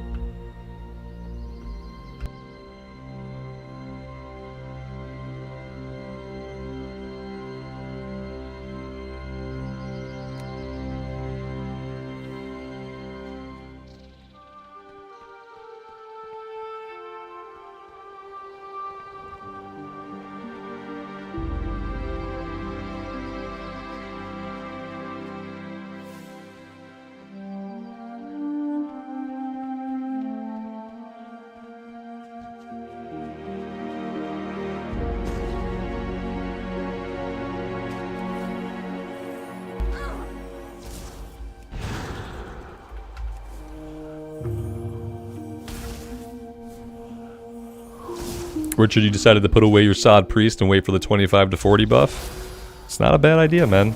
That's kind of the thing about this season, is that like it's gonna get easier to level as time goes on. And so if you have other stuff that you're doing that you like doing, there's no reason not to just like wait. If you wait until the level 60 band is open to level a character, you'll have a 200% buff from 1 to 25. You'll have a 150 buff from 25 to 40. You'll have a 100% buff from 40 to 50, and you'll have a 50% buff from 50 to 60. And all you have to do is wait until the last level band opens, and we can get all the way to 60. And then leveling a character is going to be super quick. The zones won't be as crowded, you know? And it'll probably just be a better experience if you're just trying to enjoy your time. And then all the really good stuff, like all the really juicy stuff in Sod is going to happen at level 60 anyway. That's when you're going to be able to get your actual Biss. Your actual real Biss is only going to exist at level 60. And so that's where all the content's going to be.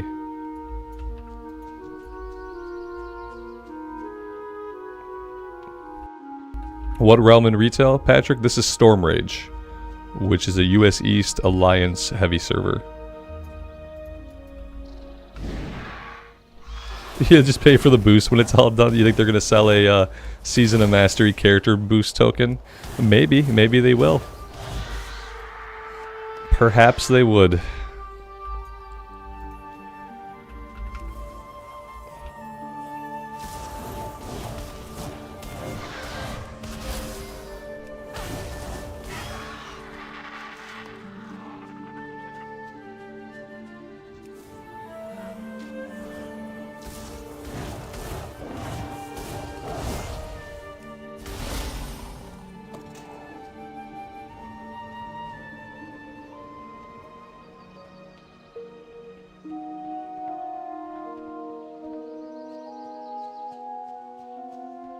Yeah, this is where all my alliance characters are. If I ever play Horde side, which is not like super likely, my Horde characters are on Zul'jin.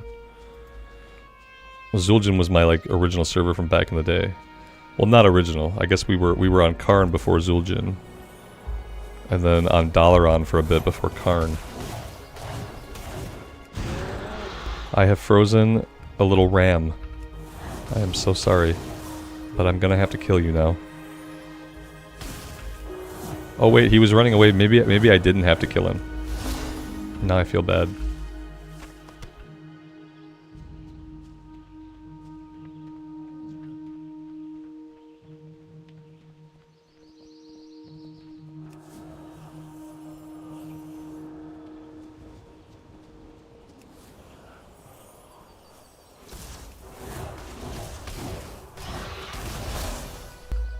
Karn was your first server? Yeah, like met Karn. I remember we went to Karn because Karn was a fresh start server at one point. I remember when Karn first opened up. I believe we were on Dalaran at the time, and Karn opened up as a new server, like a fresh start server. They weren't allowing character transfers for like X amount of days, and me and my friend jumped on that. It was really fun. We leveled up mages together. We were twin mages. Yeah, I remember when the server had just opened. And then we were there for a while. And then eventually, for whatever reason, maybe it was a population reason, eventually our guild transferred to Zul'jin after a few years of being on Karn.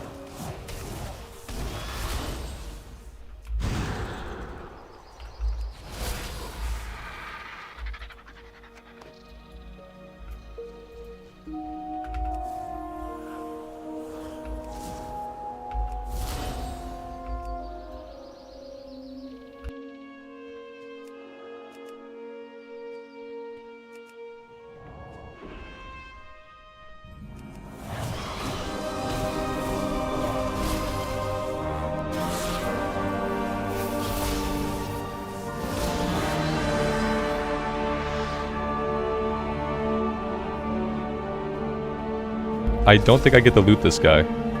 I don't think I get to loot him at all. Oh no. You can do it! Can you jump and loot at the same time? I don't think I get to loot him. Okay.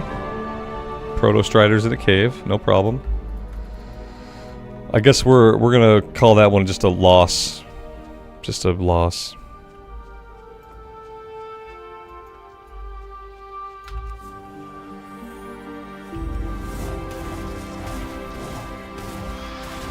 It's funny to like think back and remember like your server history. I wonder if like in 10 years I'm gonna remember any of my server history from playing Classic. Pull the Strider outside so you can AoE loot. That's a good idea. I'm gonna try that. Like I wonder if in 10 years I'll be able to name any of the servers I played on in Classic. And even if I do, like it won't really be like that steady progression that I felt like through retail, where I felt like I kind of progressed. There was like a purpose and a pathway like from server to server. It didn't get it. Oh man, that was a good idea though, but like it didn't get it.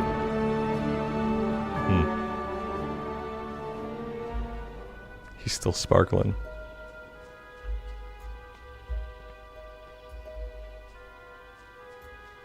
He's truly bugged out up there. This drop rate for these pristine flight feathers is quite low. And there just don't seem to be a lot of the birds flying around. Trying to look up, I'm assuming they would be flying around.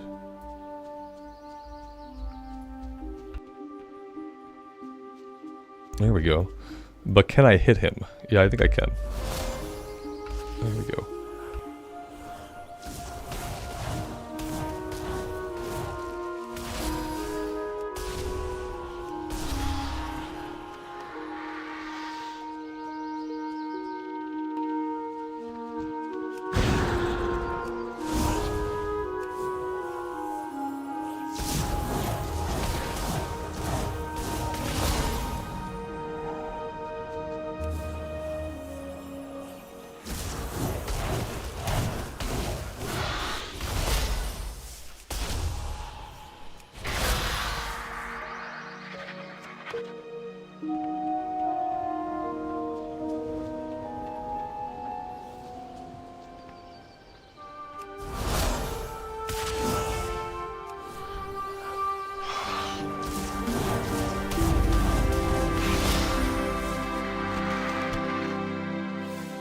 There we go.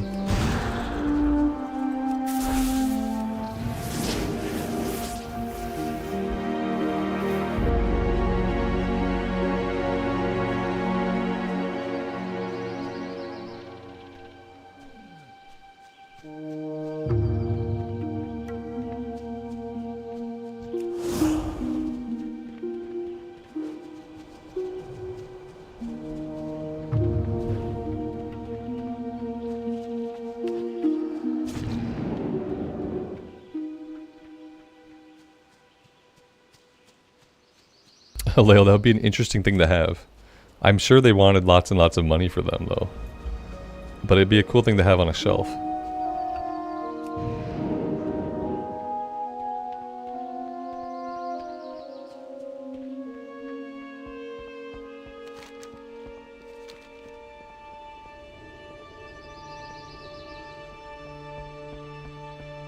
Oh, I didn't notice I got teleport Stormwind at some point. Yeah, we can teleport now. Which is really nice. Need assistance? Be seeing you. Off and away.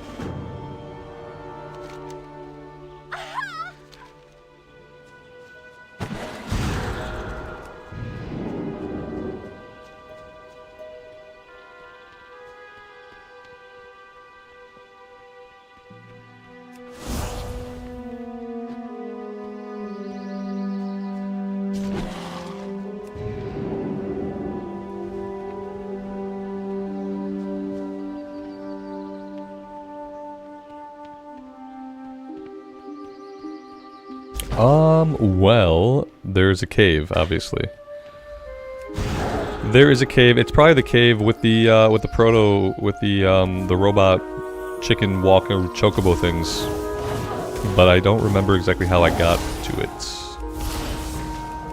But apparently we're standing on top of the objective. If only we could burrow directly into the earth, we'd be fine. If I were a cave entrance, I would be back there? No? I don't know. I do know that I'm gonna get killed if I don't eventually get my HP back. Maybe down here. Aha. I'm onto something.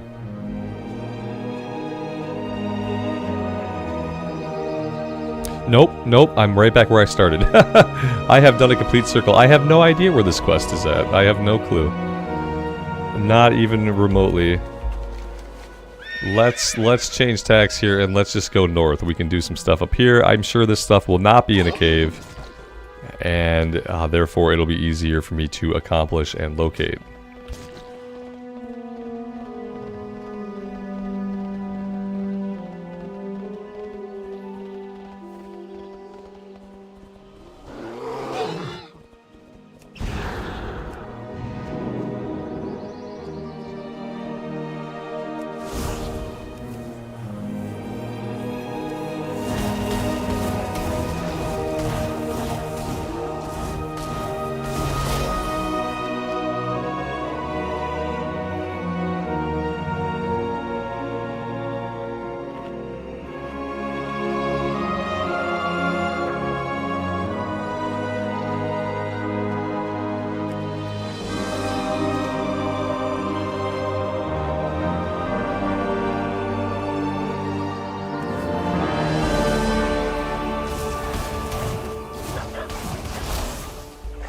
The sad thing is in 6 months we'll be stuck in this version of Loch Modan forever. No, that's not true. I say that it's not true because of Season of Discovery. You're always gonna have, like, now you're gonna have seasons of Classic Era. So no, like, you won't be stuck here. You won't have to be here. You know, yeah, Cataclysm Classic will be out, and you probably won't have a Wrath of the Lich King server, but you have options, you know. Listen, like, originally, when Cataclysm really happened the first time around, there was no way to see the zones ever again the way they had been, unless you wanted to go play illegally on a private server.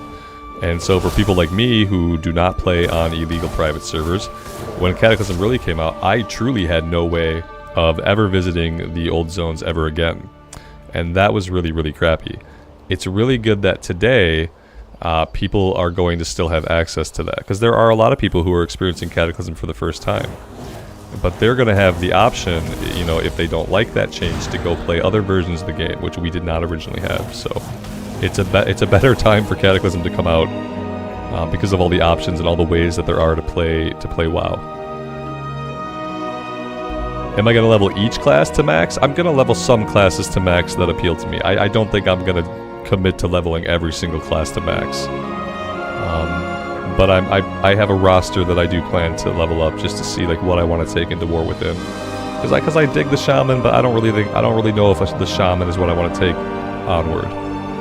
So yeah, I'm going to level up a few things. I already have a Warlock at max level as well, so I've seen the Warlock.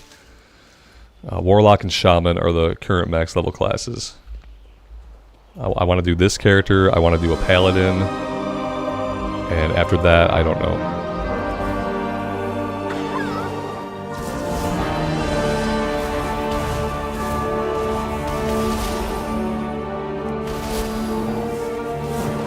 Oh yeah, people want a TBC Classic server. People will always want the one thing they can't have. That is just human nature.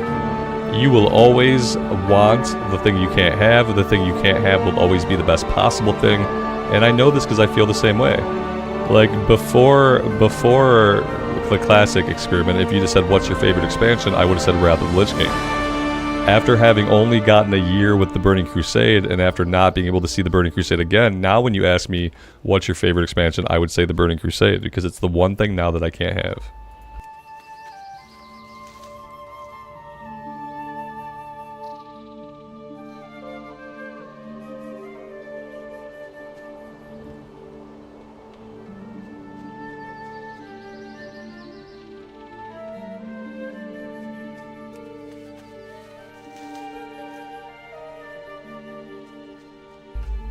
It was taken from you too. Yeah, that's how I feel too.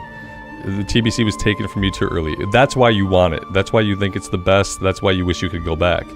Because it was taken from you. You can't have it ever again, and therefore it is the object of your desires. Sound familiar? and I feel similarly. Whether or not that's how it is in reality, whether or not Burning Crusade is actually my favorite expansion is irrelevant. Because it's the expansion that I'll never get to experience again, so it has to be my favorite.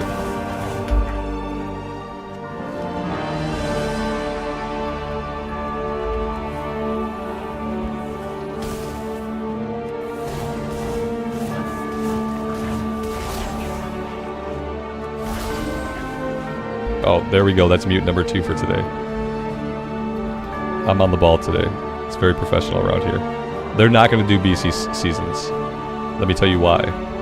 Because then they'd have like a whole nother era of content that they'd have to work within, and that would make the season longer because your leveling journey would be so much longer. I mean, I guess they could do like an XP buff, but yeah, I don't think you'll ever see a season of Burning Crusade.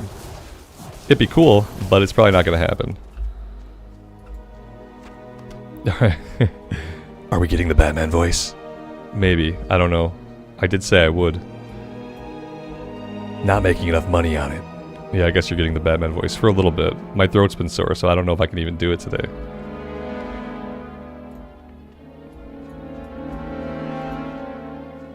I am not in the right area. Go ahead, whatever you type for the next couple minutes, I will read a little bit of them in a Batman voice. Or Vader, LOL. But only for a little bit, so get it while the getting's good. I'm not wearing hockey pads. Only because as somebody types that every time, I'll just get that one out of the way.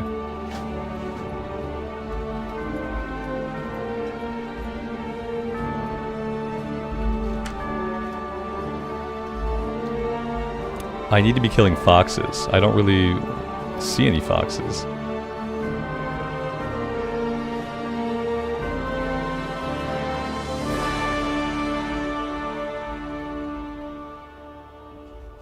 I don't even know what that is. Metridium, I can't read your comment because I don't know what that capitalized word is. What is Batman's fave coffee? Dragonflight? This is not, I'm not answering your questions, I'm reading your comments in the voice. I can't conversationally talk to you in the Batman voice, but I can read your comments. This is not a conversation with Lego Batman. LOL. This is Lego Batman reading what you type into chat. I can't do it conversationally.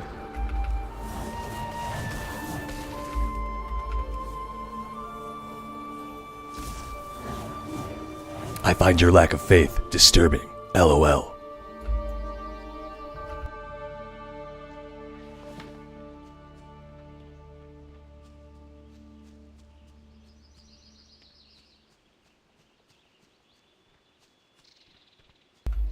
It's not who I am, but what I do that defines me.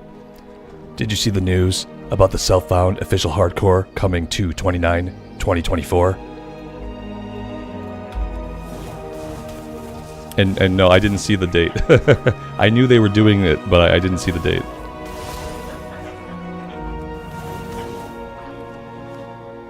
$229, so the end of the month. That's the checkbox, though, right? Like, no, I don't think anybody cares about it. It's like, it's the same servers, but it's a checkbox. You're like, I am not going to have the auction house or mail. I am going to gimp myself while no one around me is gimped. Yeah, if it was a fresh start server, I think they would get a lot more interest in it. But it's not. So I don't know. I don't know. What do you guys think? Is solo self-found hardcore going to be the rebirth of hardcore? Because I find that hard to believe. King's honor, friend. Alright, that's it. That's it. It's been like a minute. I gave you guys a minute. And now we're back to normal voice. You have to hope that I mute myself 2 more times to get back to Batman voice.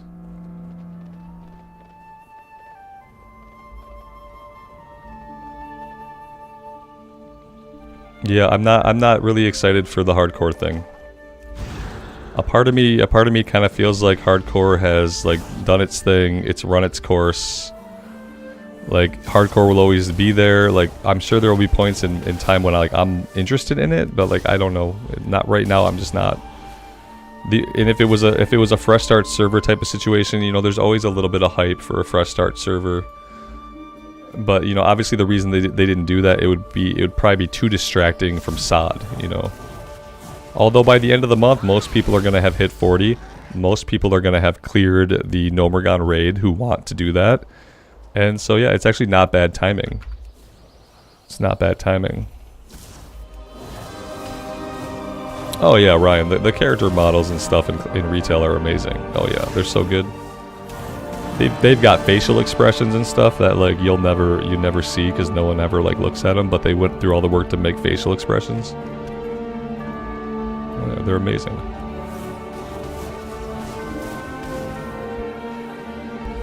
Yeah, I can't play on private servers, especially for what I do. Even if I had any inclination to do so, I couldn't stream it with you guys and like hang out. So what would be the point?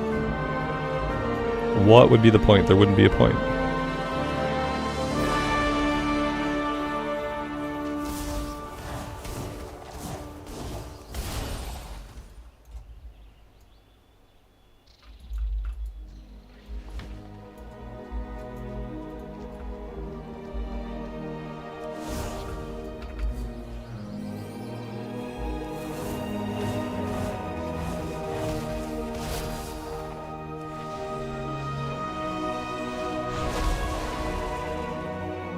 Holding control and the scroll wheel up and down makes the head tilt up? Does it really?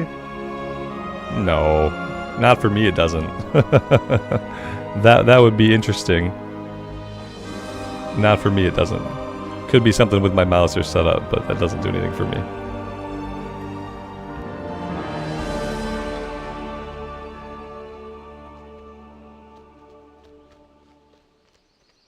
Not my it doesn't for me though. Like it might be a keybind thing. I've changed a couple of keybinds, and when I press in my mouse button, that's my auto run. My middle mouse, like that's auto run for me. So it could be just because I changed my keybinds. But when I hit control and I just scroll up or down, she doesn't do anything. Oh shit, she does. Okay, cool. I don't know why she wasn't before. You're right, she's doing it now. It's weird, but this is a thing that's happening. Is this really happening? Yes, it is. Are you sure? Yes, I am. How do you know? Because it's happening now. This is a real thing. Could it get any more creepy? Yes, it could. Okay, moving on. We learned something new, and does her head stay stuck that way? Like if I Oh, and see, now it's back. Oh, there we go. Now, if I leave her like that, is she gonna just... Oh god, she's stuck. Oh no. We just... Look at your feet!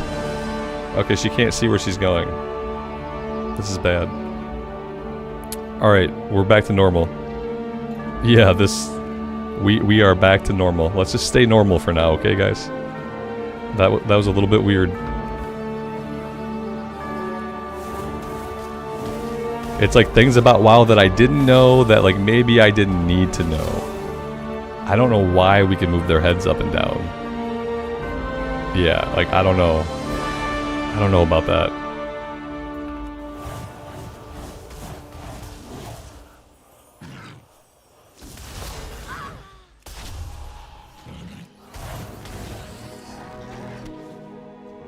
The more you know, the more you can be low-key weirded out.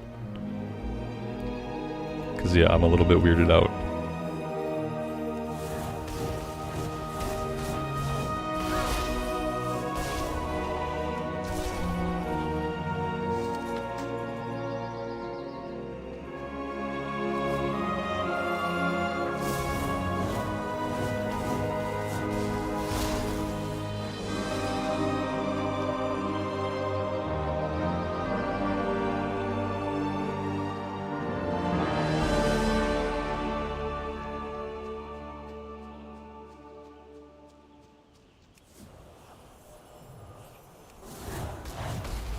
Can you change her facial expression? I don't think there's a manual way to do it. Like, when she casts spells, she gets angry.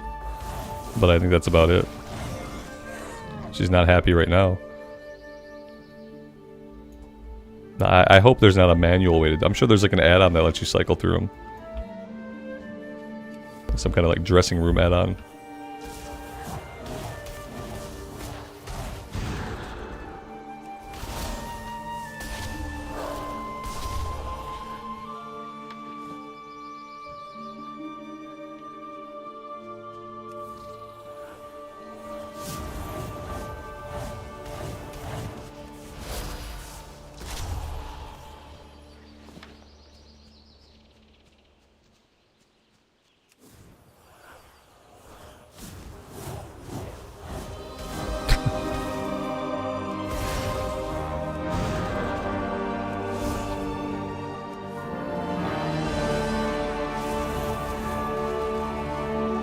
You know, Primordial, that's a different game. Yeah. That's just a different type of thing, buddy. Aha! I found the quest. It's another one of these scrolls.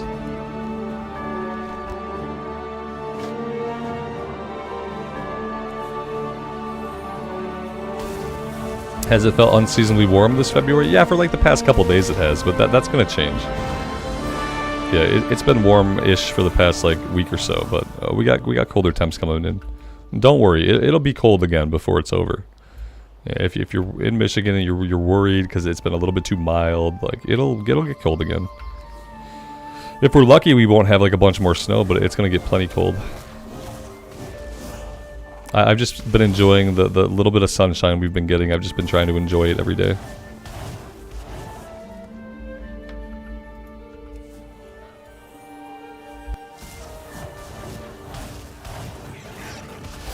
What did I think about the Super Bowl last night?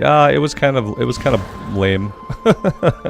No, it ended really excitingly, I guess. Like I stopped watching at the 2-minute warning. I just was like, I was kind of just like over it. The Chiefs played like garbage. You know, they won the game. Like I get that, but they kind of played like garbage all night. And I like when I watch a Super Bowl, I want to watch two teams performing really well. And I was not watching two teams. I was watching like Kansas City's offense be horrible and their defense like save the game basically. And it wasn't really like what I was in for. So like yeah, like when they tied it up, I walked away from it. I was like, okay, it's just time to go lay down and read. And then they came back and they won, so that's nice. You know, I like the outcome. I just don't like the road we took to get there. I wish it had been more exciting and just like a more evenly matched game. I felt like the 49ers played much better, but they lost. Like, which must suck to know that like you outperformed the other team in every way, but you still lost. I don't like to see that. It's not really the win I would want, but, you know, it's a win, so...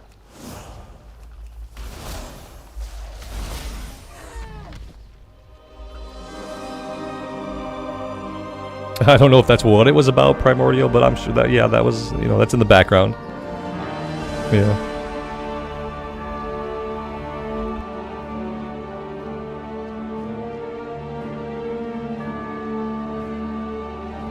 Oh yeah, I agree. Yeah, the 49ers, that's what, yeah, I agree. The 49ers played better. They played better, and they still lost because of a few key moments. A few very, like, specific things that happened. They lost. But yeah, like, overall, they played much better. There's, like, no question. But that's how a lot of NFL games go. Is that, with NFL games, a lot of it, it's, I always say it's RNG. A lot of it is just RNG. It's, you know, what flags are going to get called or not called. That's a little bit of RNG. And it's what weird stuff is going to happen during some plays. You know, how many fumbles are there going to be? How many interceptions are there going to be? Like, football comes down to RNG. Like, there's skill, obviously, there's player skill.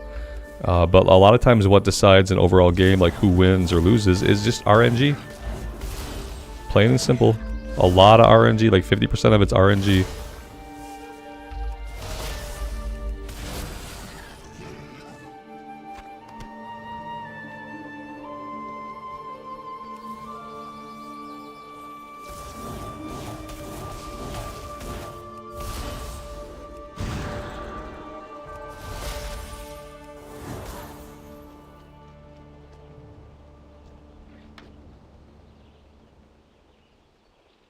The 49ers said they didn't know the new overtime rules. They did themselves in by not understanding their OT strategy. Oh man, what a bummer if true. That's such a fucking bummer. Like, because they took the field goal, right? And they didn't understand that the Chiefs were going to get a chance to, like, respond? What? Is that what it was? Like, but how could they not know? Like, even I know that the overtime rules are different than the regular season. How could they not know? I don't know, like, if the head coach of the NFL football team doesn't know the overtime rules, I don't have a lot of sympathy for you at that point. Like, I knew the rules were different.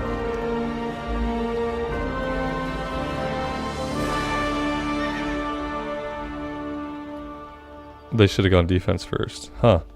Yeah, well, like I said, like, that sucks. Like, okay, like, that sucks. You know, it sucks that you did what you did because you didn't understand the rules. At the same time, it's kind of your fucking job to understand the rules, right? Am I wrong? Like, how many staff do you have? How many coaches do you have? How many players do you have? Yeah, of course, but they're playing the Super Bowl. You'd think they'd want to know the rules for the Super Bowl. I know that it's different. They should have known it was different. Not a single person on the team staff knew that it was different?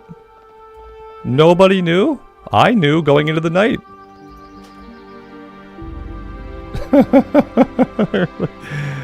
You have to know the rules for the actual game you're playing, because regular season is handled one way, playoffs are handled one way, and then the Super Bowl you have to assume is handled a way as well, and you want to know the rules. It's your entire life. If you're a coach of the fucking team, just to know what the rules are that you're playing by. I can't feel bad for them because they didn't know the rules. It sucks that they didn't know the rules, but I'm not like, oh no, that shouldn't have cost them. It should have cost them the game. Not knowing the rules can and should cost you the game if you don't know. As much as it sucks. It's so weird. Good day to you. See you around. I'm sure that they were keeping it a secret from all of this, from the coaches. Like they wanted to keep the rules a secret.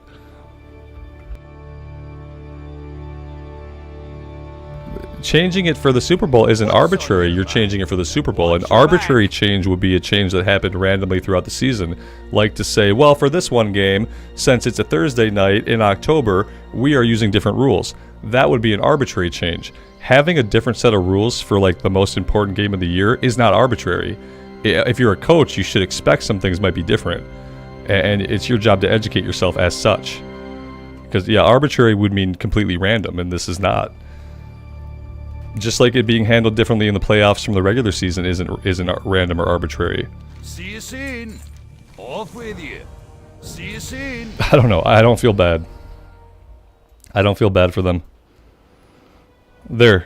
Yeah, it was for all the playoff games this year, but the Super Bowl was the first one to have OT. And it's only the second Super Bowl to have OT ever. So there you go.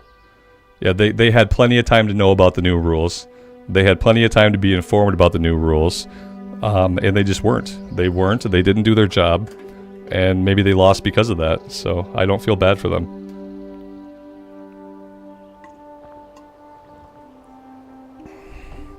I don't feel bad. I think it's super unfortunate.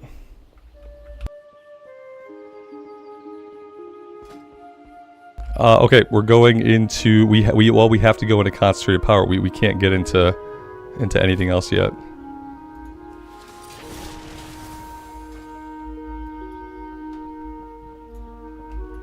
I am listening.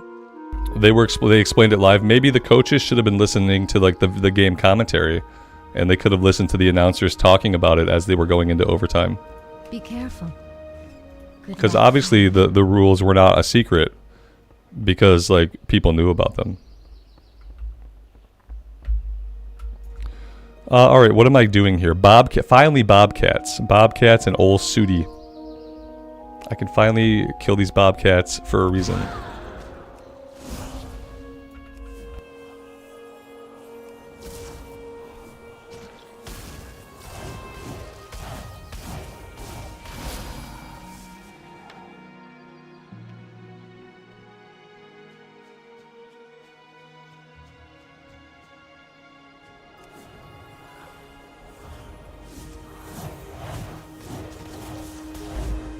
Kimmy, will they make retail harder? Have you leveled up in retail recently, man? Like, it does get harder as you level up. Like, it's never going to be a super challenging game, but what I will say is that the level curve does go up as you progress.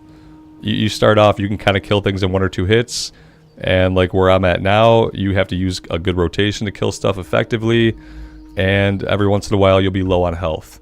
And you know, it's a tab target MMO, so it's never going to be like super challenging. Classic is not challenging. Classic is one of the easiest games like to play. And yeah, but as far as like, you know, you take damage, you deal damage, and it's a pretty balanced experience now. Back during like Battle for Azeroth and Shadowlands, like it was a little bit skewed like towards player power. But they have the leveling in a really good place now that as you level up, you do face enough challenge to learn your class. You actually have to learn your class. You can't just have like a 1-button rotation and win the whole game. But as far as it being like super hard, like no, I don't. It's not ever going to be like super hard not to level up. And it never has been. And like tab target MMOs in general just really aren't that challenging. There's like, you know, only so much skill involved. Yeah, like if you need challenging content in any game, it's gonna be like the multiplayer content usually. Whether the multiplayer content is dungeons or raids or PvP, but in any tab target MMO, like the level up experience is going to be pretty easy. Now, you know, some people equate ease with like, well, things die in 1 or 2 hits. Let me tell you, like things in retail do not die in 1 or 2 hits. It takes quite a few hits to kill most things, and it gets more challenging as you level up. So I feel like it's in a pretty good spot. Like, as you can see here, like, I work through my rotation, I work through some of my procs, the enemy hits me some, and then the enemy dies. If I were to pull a bunch of them, they would probably overpower me and kill me. So I feel like it's in a really good spot. Retail is in the best spot it's been for a long time, as far as being able to level a character and be met with enough challenge to actually learn how to press your buttons. And it's a quick leveling experience, but it gives you enough time to learn. It's not like super fast while you level up. You do spend a lot of time leveling.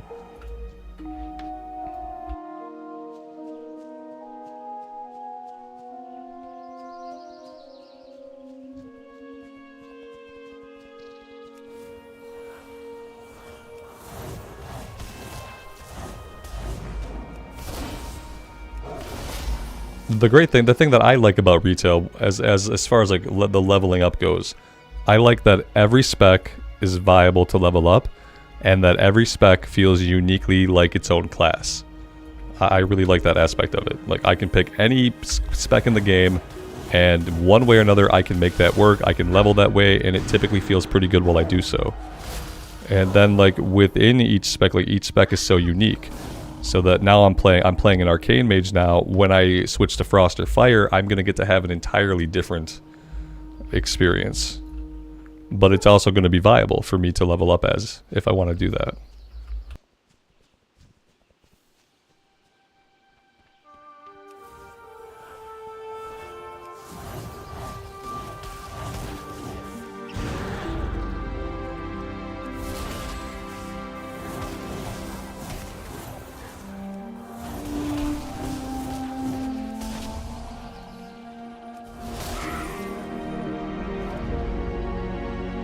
How do I like Arcane? I like Arcane a lot. I've been told that to play it like in a multiplayer setting, like in a raid or a dungeon, the rotation is quite challenging. But as far as just pushing the buttons that I need to level up, I think it has a really nice flow. We can do like a 1, 2, 3, 4 combo. You know, we have some procs that go off that kind of change up what buttons we're gonna hit. So it's not always just like a static rotation of 1, 2, 3, 4. Sometimes we're reacting to stuff that happens. And I think it has a pretty good balance. They are fun buttons to press right now.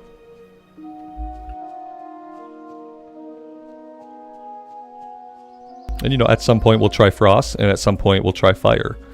And we'll just try to wrap our heads a little bit around all of them.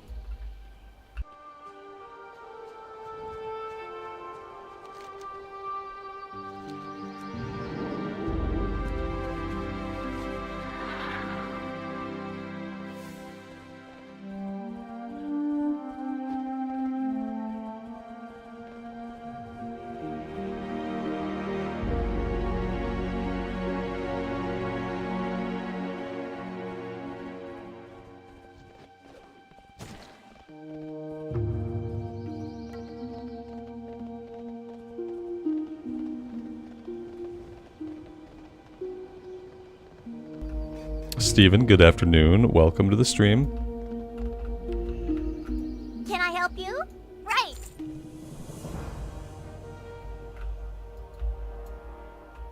Great to meet you.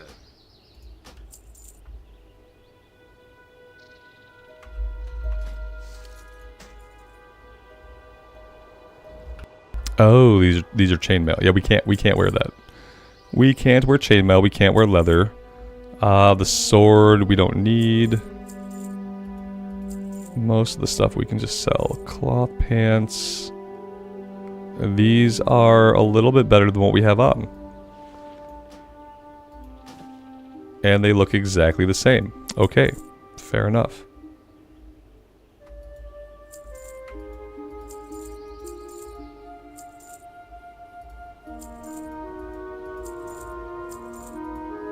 Be good.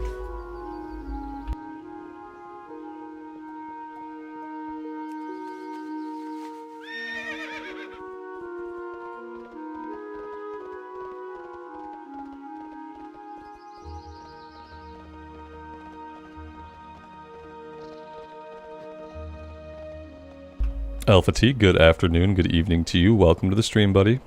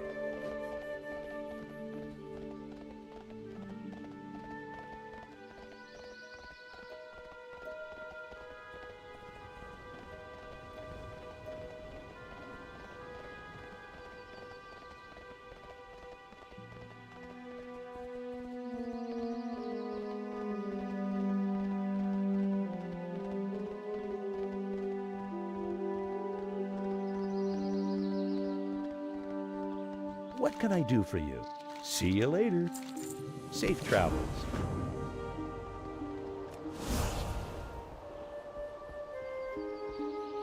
What brings you here?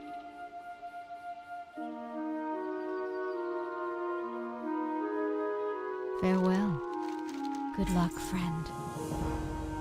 Oh, those procced into a rare. Very cool. I like it. Alright, so this one, I couldn't find that one for the life of me. I couldn't find it.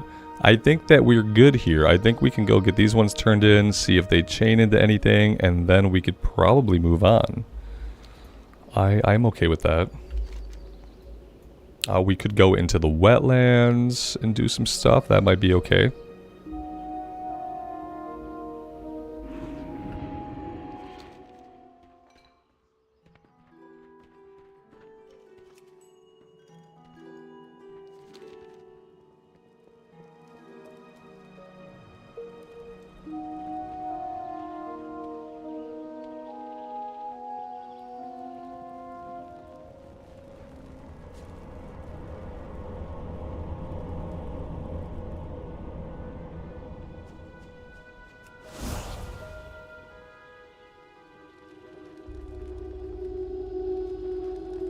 Interest you on a pint? Be good. Watch your back. Barnabas, what we mean when we say that you can't go back to TBC, you know, even though the Outland content is obviously still there in Wrath of the Lich King, the TBC era just refers to like the systems, the classes being what they were in TBC, and also the level cap being at level 70. So that's what we mean when we say like, oh, you can't play TBC. Like, yes, you can level through Outland. In fact, you have to in order to get into Northrend. But we mean like TBC era as in capped at 70, as in with those systems, those classes, etc.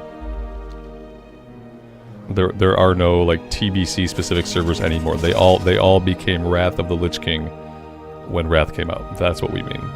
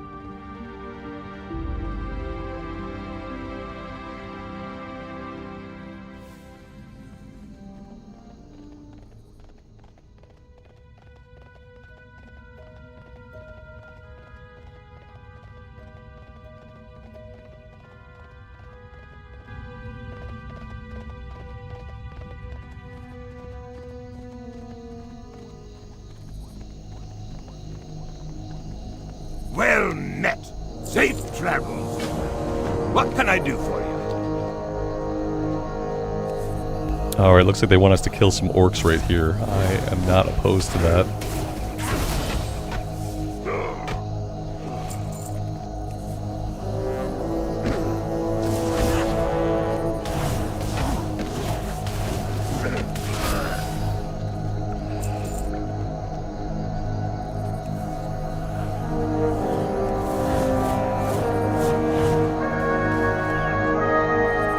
This guy might be bugged out. When they put mobs on top of things, it seems like it bugs them out.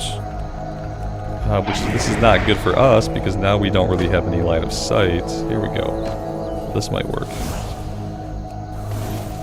That's better. There we go. Now we're killing him.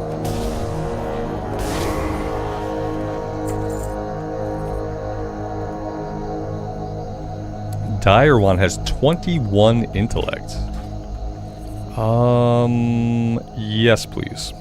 We will definitely take that.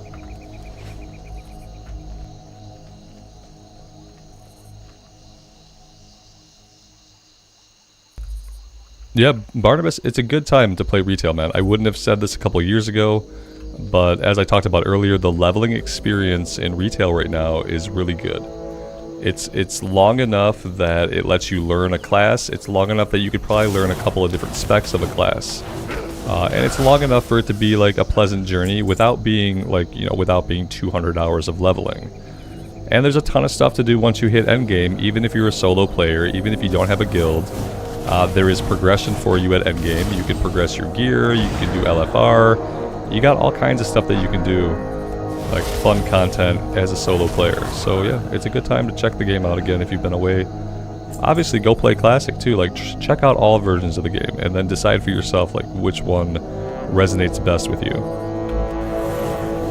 But don't avoid retail because people say, oh, it's too easy, leveling up is too boring and easy, because it's not really that. It's not really that.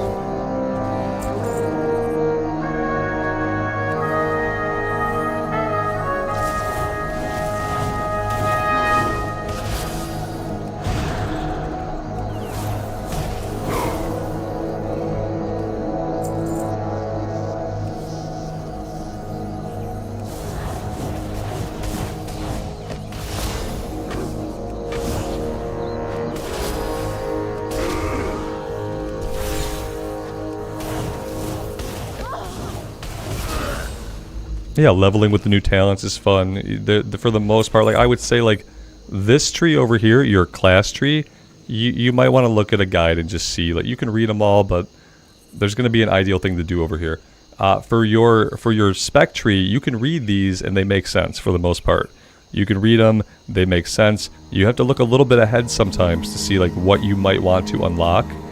Typically, one side is like AoE, one side is direct damage kind of thing. But yeah, the new talents are great.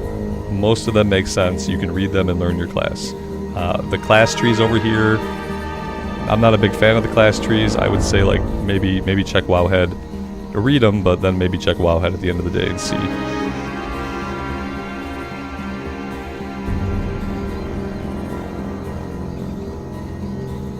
Yeah, if you're using full heirlooms, I can see you probably feel a lot more powerful.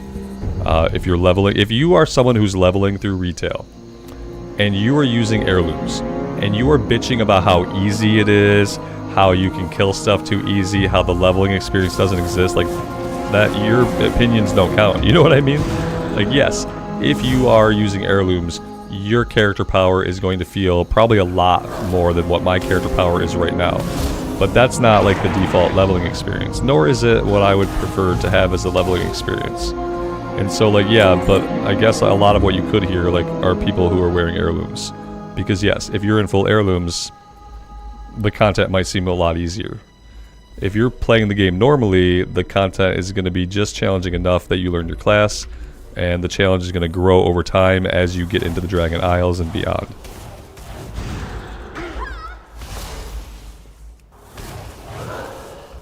Oh yeah, there is a recommended build. That's right. You can do like a default build, a starter build that will help you. So yeah, if you're not really like understanding what to do over here, you can just do like a starter build. I forgot they had that in the game.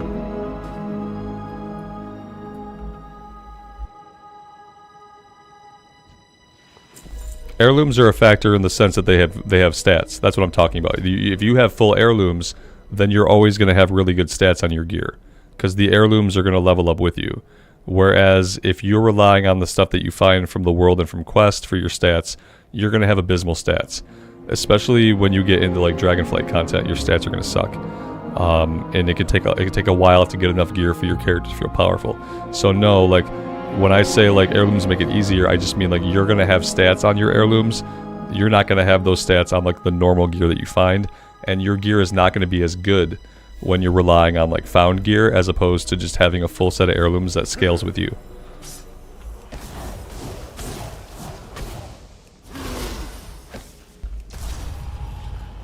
Yeah, when people are saying that Arcane is hard, they mean the end game rotation for competitive content.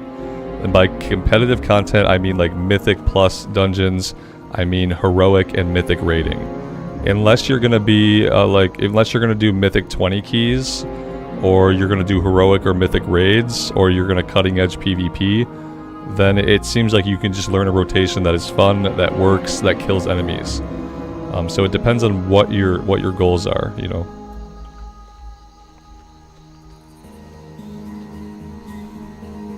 Yeah, if you don't have heirlooms and you want gear, run a dungeon every once in a while.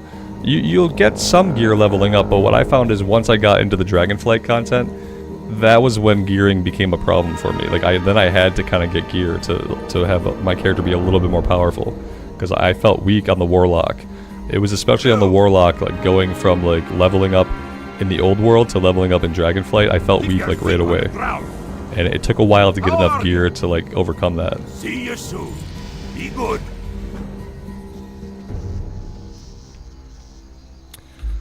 Alright, so that stuff is done. Now we are headed into the wetlands proper.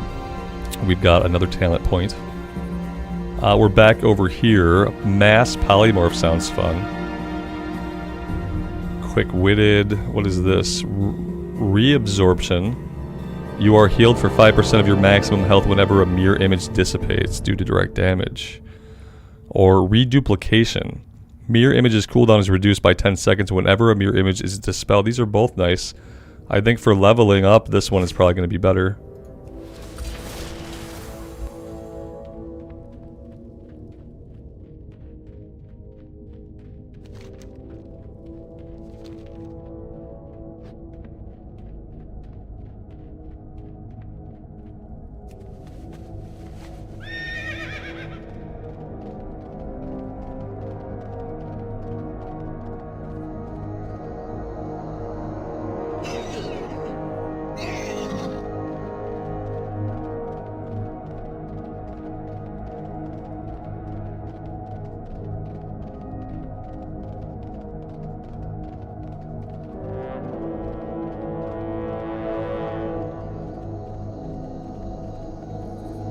Oh, there's a flight point here and everything.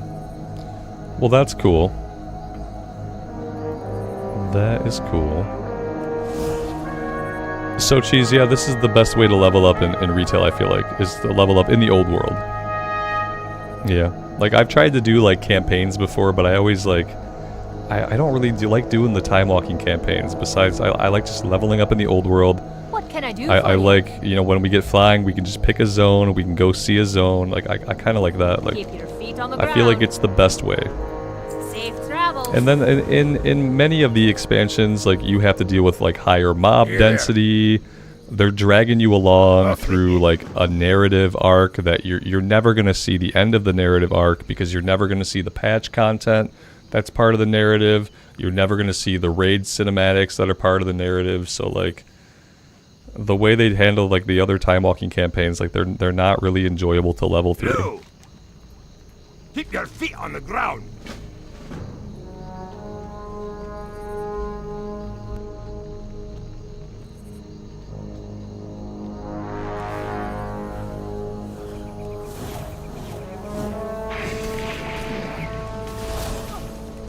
Okay, they had a little death grip style ability. That's good to know. I should interrupt that.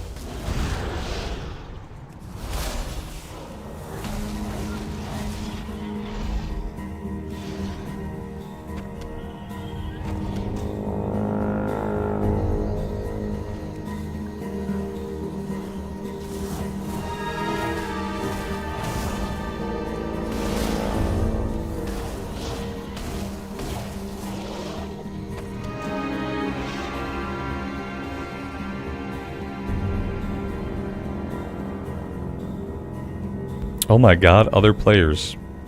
No, it can't be. We ran into other players. Guys, what do we do? We gotta hide. Someone told me you never see other players leveling up in retail. Obviously, that's not true.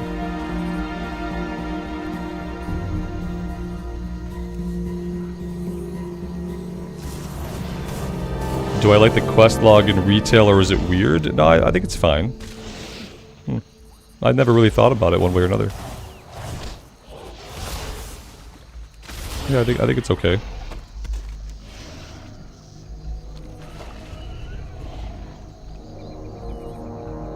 You were about to ask if I'd seen any players. That might have been the first time. That might have been the first time I've seen other players today, at least. Can't quite recall. We see other players occasionally. I think a lot of people level up in the old world zones because they're relaxing, they're chill, they're easy to just kind of flow through, and I think that's the way a lot of people do level up. So occasionally you see people.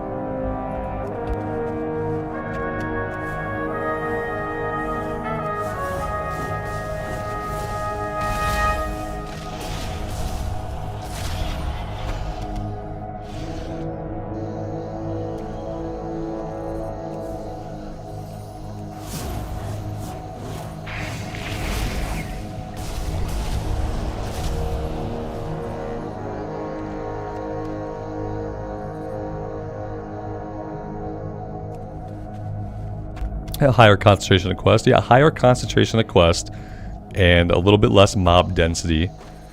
And there's also just like, there's not a lot of like heavy-handed narrative stuff getting in the way of your questing. You know what I mean?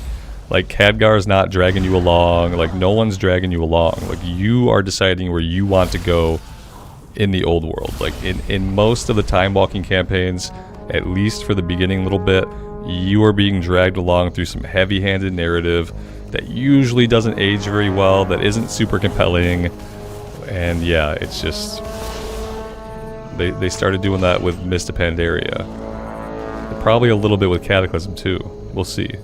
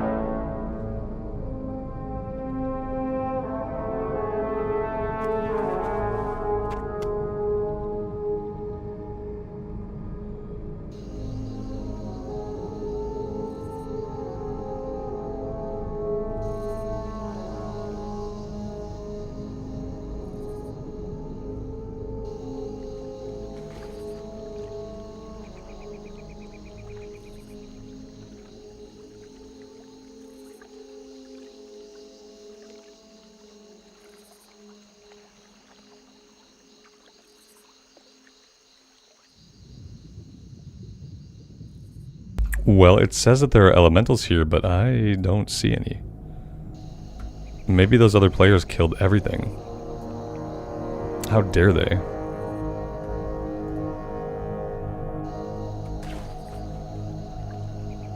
Yeah, I see nothing. I see no mobs. I got into a weird solo layer where I'm the only person in the entire world, but there are also no mobs. Oh my god, there's one. Yeah, they must have killed everything in their path. And the server was like, wait, how do we respawn mobs? No one ever kills these. How do we respawn these mobs? No one ever kills them. The server did not know how to respawn them. It hasn't had to respawn them for like 15 hours. And it temporarily forgot how.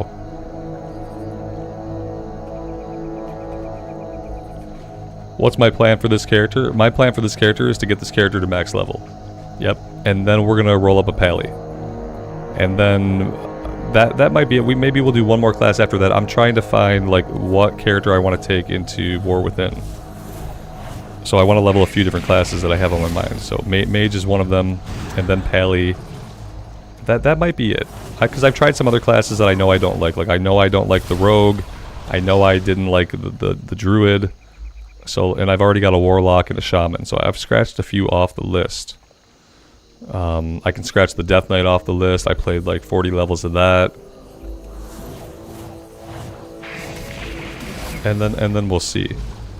When it comes to like new content coming to retail, I'm probably going to keep tackling that stuff on my Shaman.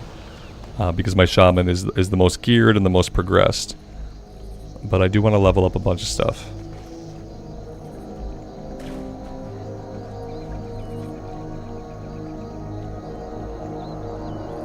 The Monk I played for a bit, also didn't really care for that much. Yeah, this is a US server. It's Storm Rage, which is US East. Where are all the water elementals?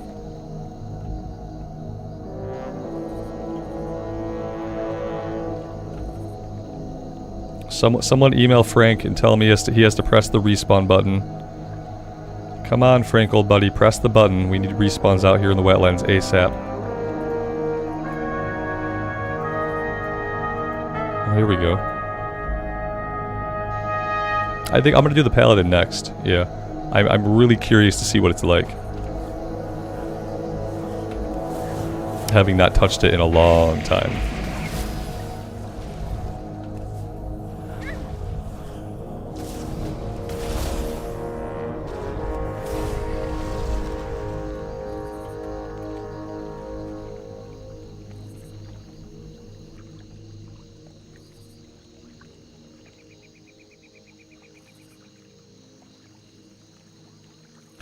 Oh, I'll never heal again. I used to main Holy Pally.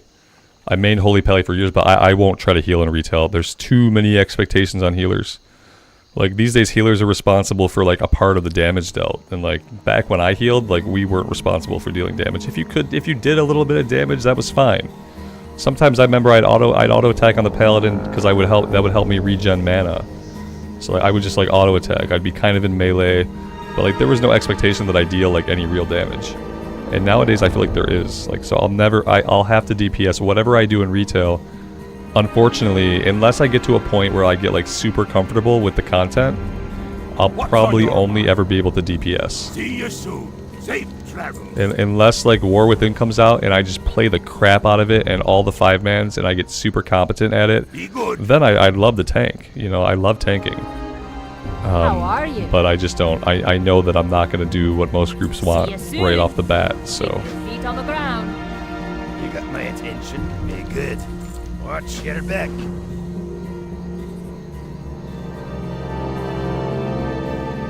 You got kicked from a dungeon in Shadows for DPSing on a Resto Shaman? I feel like by that time they wanted healers to do that. Yeah, I always see healers dealing damage. It seems to be like kind of like part of their specs sometimes to deal a little bit of damage. But maybe I'm wrong, I don't know. I don't do a lot of group content, so maybe it's changed. 15 handfuls of fenberries. What in the hell is a fenberry? And, oh, here they are.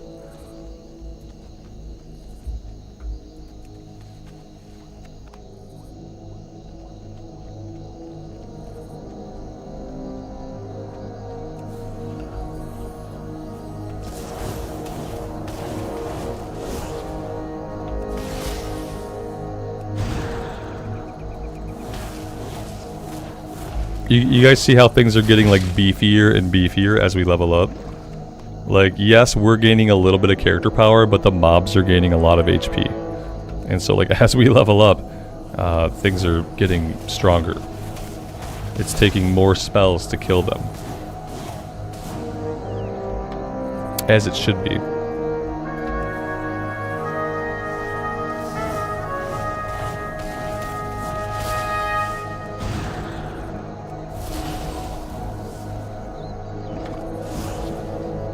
Oh god, is this the Sita's Bag quest, basically?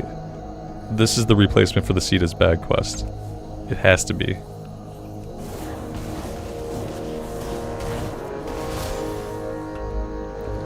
Matthew, you quit your Resto Druid because there was an expectation to switch into cat form to DPS. Holy god. Yeah, like, see, that's crazy to me. Like, who... Firstly, like, healing is such an unthanked job. It's a thankless job. Like, nobody really wants to be responsible for healing. It's, like... But people do it. And then to also expect healers to deal damage? Like, are you out of your mind? Like, if they were going to deal damage, why would they even bother healing? That's why I can't wrap my head around it. Like, if I'm going to be expected to deal damage, that's all I'm going to do. I'm not going to heal and be expected to deal damage. Like, I don't find that interesting. I don't find that fun gameplay.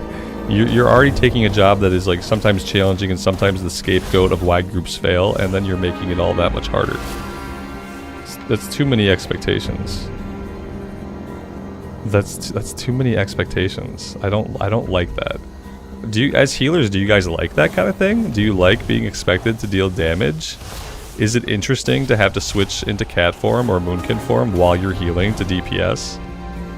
When I think about trying to do it on the Holy Pally and like having an expectation, like no, it would feel horrible. I would do it sometimes just to generate mana back, like back in the day. But to have it be a real expectation that I deal a certain amount of DPS, I wouldn't bother healing. There'd be no point.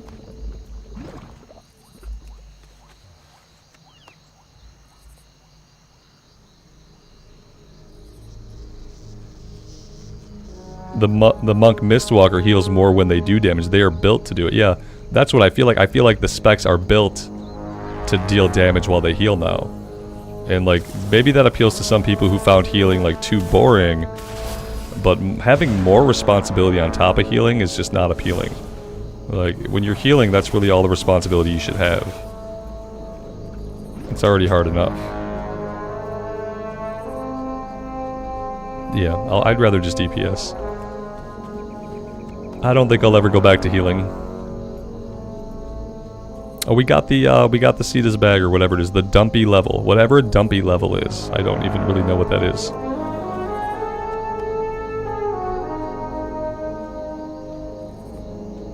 And now we're just looking for berries.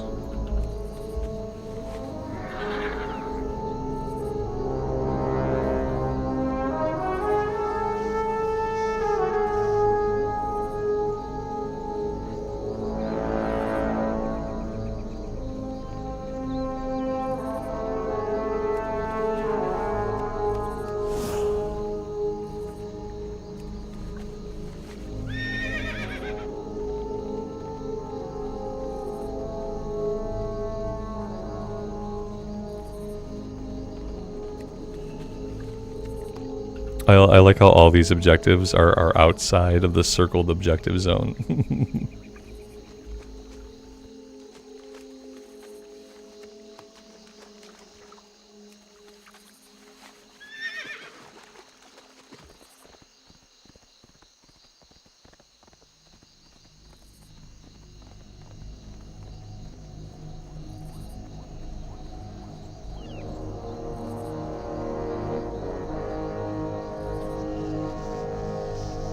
Do I like this questing in the wetlands? I do.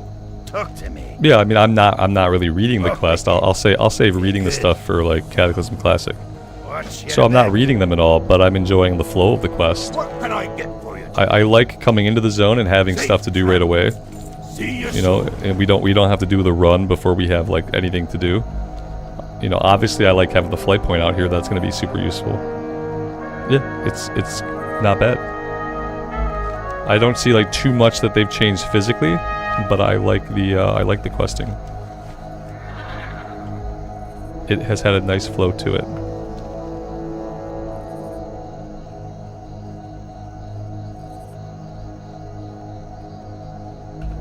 Dimitri, good afternoon. Welcome to the stream, buddy.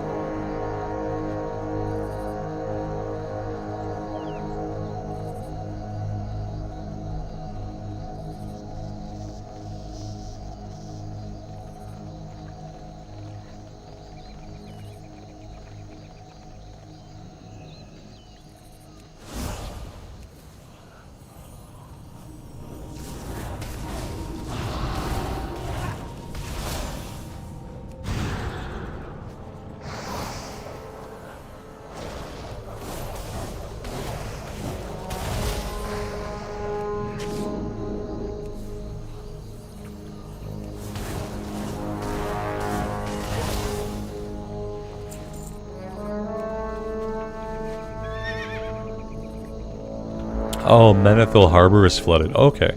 I kind of remember that now, actually. Yes. Yeah, like a lot of it is underwater. Okay, yeah. I've been here at some point. I don't remember. Maybe I came here on the Warlock. I don't know. But I have been here at some point. I remember the Menethil underwater. Hello. Now that you mention it. See you soon. Safe travels.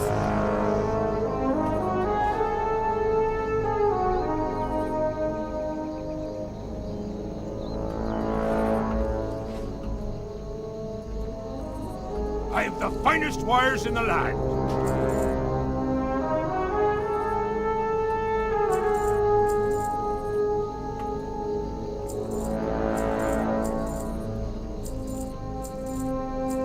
Be good.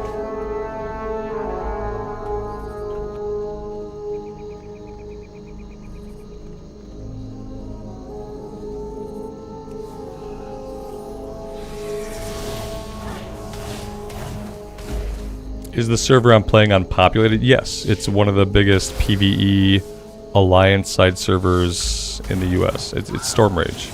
It's a big server. High population. It's probably not as populated as some of the PvP servers, because for whatever reason PvP tends to be like more popular, but yeah.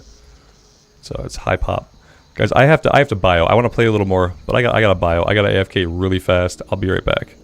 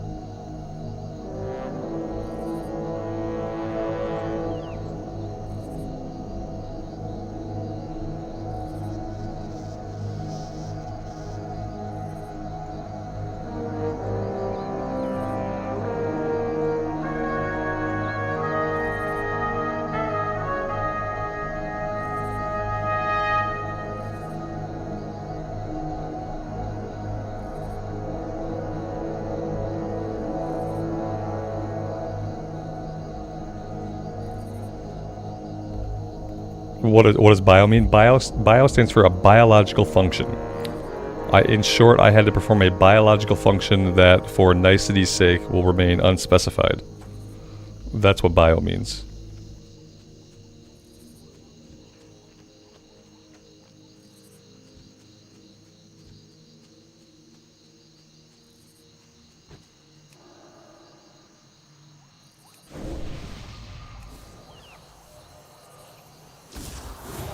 Yeah, it's unspecified. Like, yeah, I could say I gotta pee.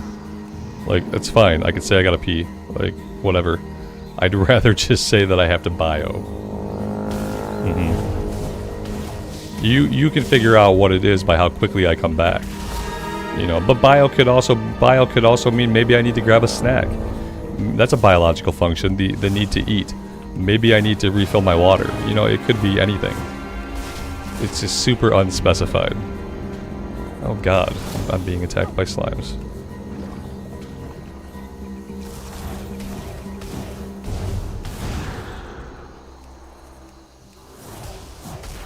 See how I got overwhelmed there?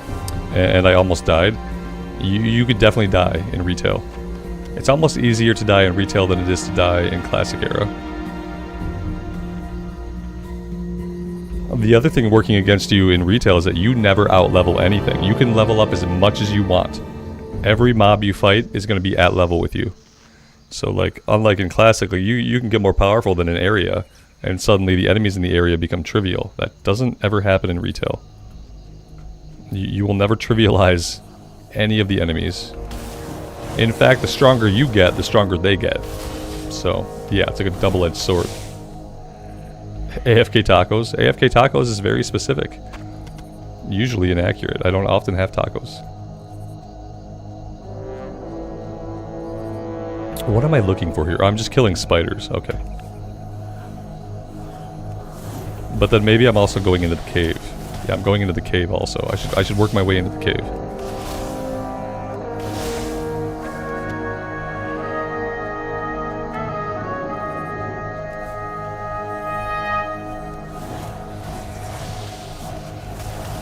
I only go AFK tacos in the middle of boss fights anyway, so...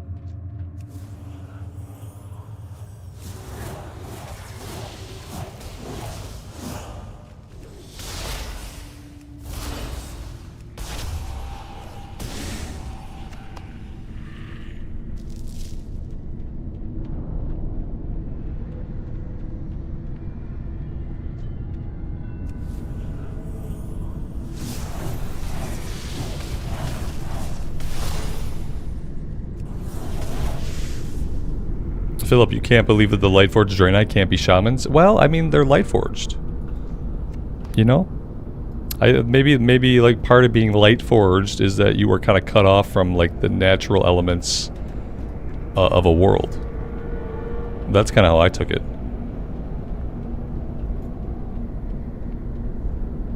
And then, you know, you can be a normal, non-Lightforged Draenei shaman. But yeah, I think that once you're Lightforged, that kind of locks you out of a couple things. I'm surprised that it doesn't limit you to being a priest or a paladin, honestly. Like, I would think you're Lightforged Draenei, you should have to be a holy magic user. So, like, for RP's sake, like, you should be limited to, like, maybe warrior. Maybe you could just be, like, a flat-out warrior that doesn't use anything. Paladin or priest. And then that would be it. That would be all that I would give a Lightforged character.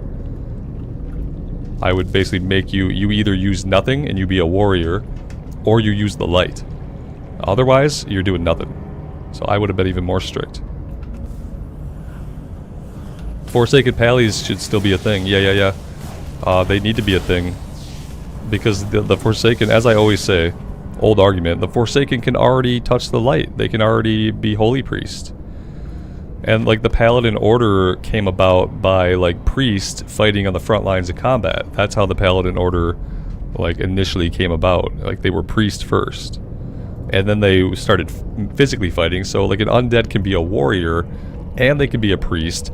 Therefore they can be a holy warrior. Therefore they should be able to be a paladin. Absolutely. It's actually kind of heinous that to this very day they can't be paladins. It makes no sense why they can't be.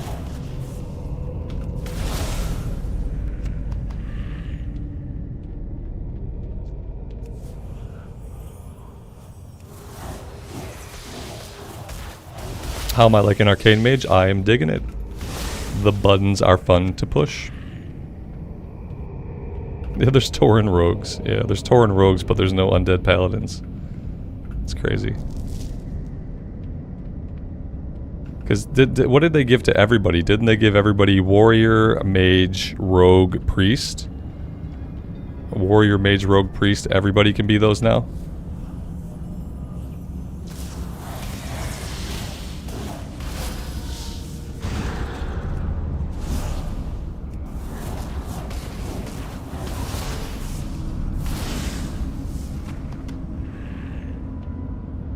Night Elf Warlocks now too? Oh, that's cool though. That's like that's actually kind of cool. A Night Elf, like, you know, like Night Elf Mage. For a long time we didn't have Night Elf Mages, and then that was really cool when we got those. Are there Tauren Mages? Yeah, I think so. I think they gave it to everybody. I think there are Tauren Mages. I thought everybody got like the basic classes. Apparently night elves can be warlocks, which is incredible.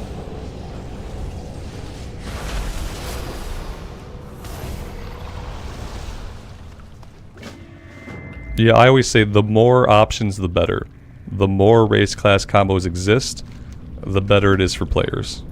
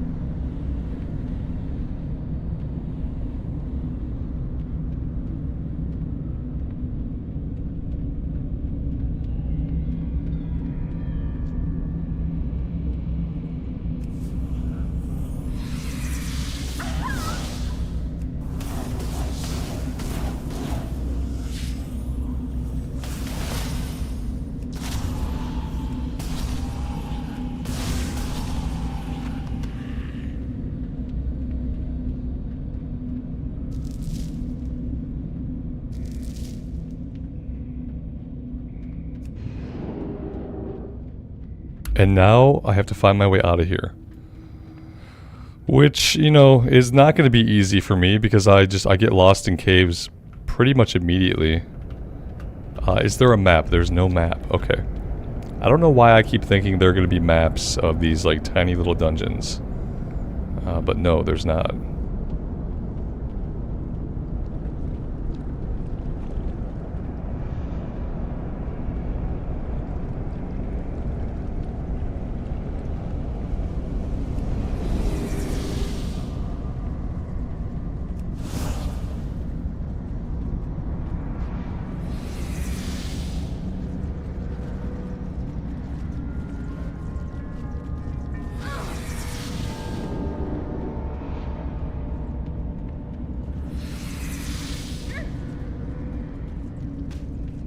I still need to kill a couple of these. Which ones do I need? I don't need cave stalkers. I need leech stalkers. So maybe there are more leech stalkers outside. Let's head out to the surface and see what we can find. So I would like to be out of the cave. Yeah, the leech stalkers are out here. Okay, that's good.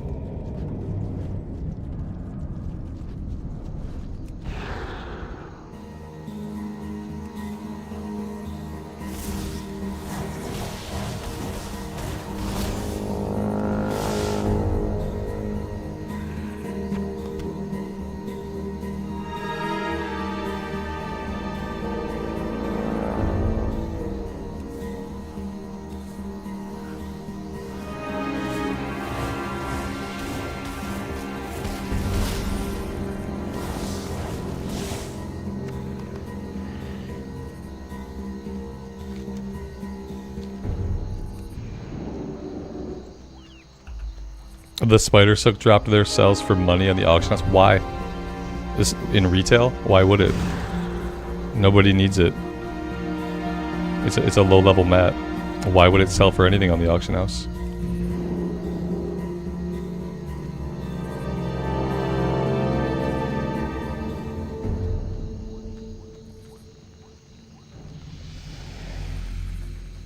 Well met. Keep your feet on the ground. Safe travels. How are you? Keep your feet on the ground. We got some shoulders. We got a back upgrade potentially. Yep.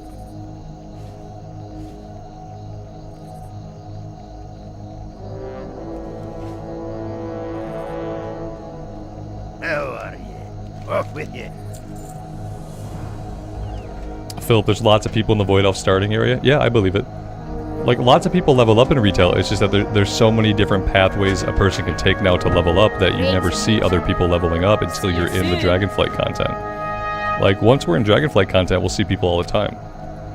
But like the other leveling experience, there's so many different places you can go. You know, and that's why you never see people. It's not that there aren't people playing. There's a crap ton of people playing. There's just a lot of places to be.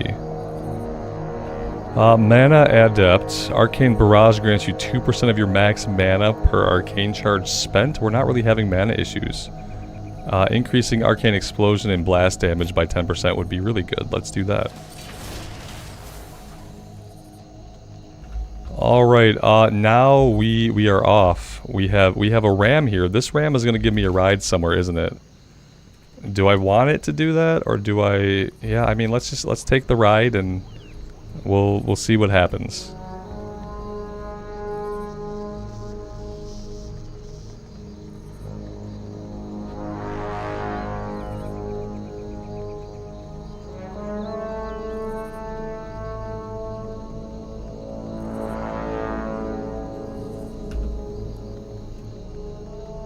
The spider silk sells a lot because of transmog? What expansion am I on? I just do Cataclysm Time Walking, and when you do that, you can level up anywhere in the old world. So we're just in wetlands right now. Eventually, we're gonna, when we get flying, we're gonna pick a zone and go fly to it. We might go to Winter Spring. I don't think I've seen Winter Spring after the Cataclysm. We might go to like Plaguelands, we might go to the Hinterlands. But yeah, I just level up in the old world. Kalimdor, Eastern Kingdoms. And we'll do that all the way to 60. Or apparently to 61. We might be able to level to 61 before we go to the Dragon Isles. Which would be nice if true.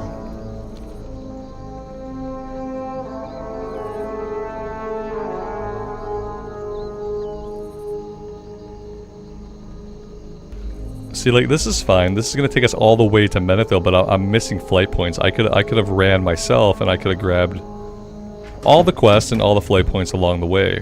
And now we're just kind of running past them. What Warlock spec did I like the most? I like Destruction. I've played Demonology with all the imps, like an imp build. And that was cool, but I really like Destruction. But the imp build was fun too, though. Although I think the imp build I did that on an undead warlock. That was like back in Shadowlands, so that might be a little bit different now.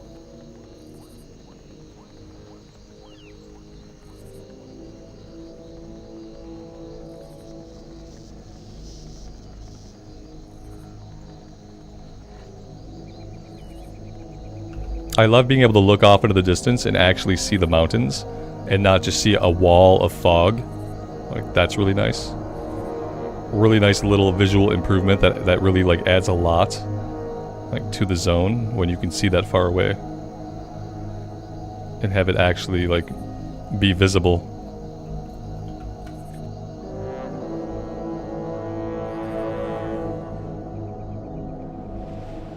The place is underwater and they're still hanging decorations. They are die-hard holiday people here. When there's a holiday, they don't care that their whole city is flooded. They will still decorate for it.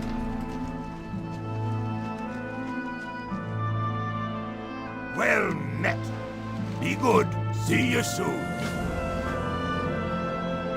I think I have to go inside the keep.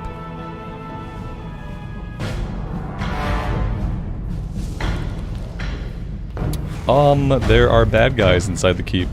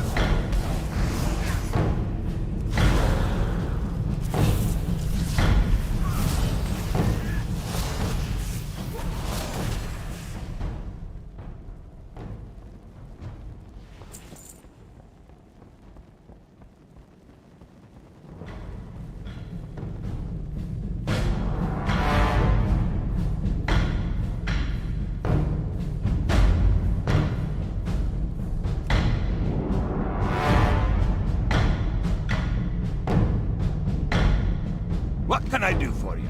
Keep your feet on the ground.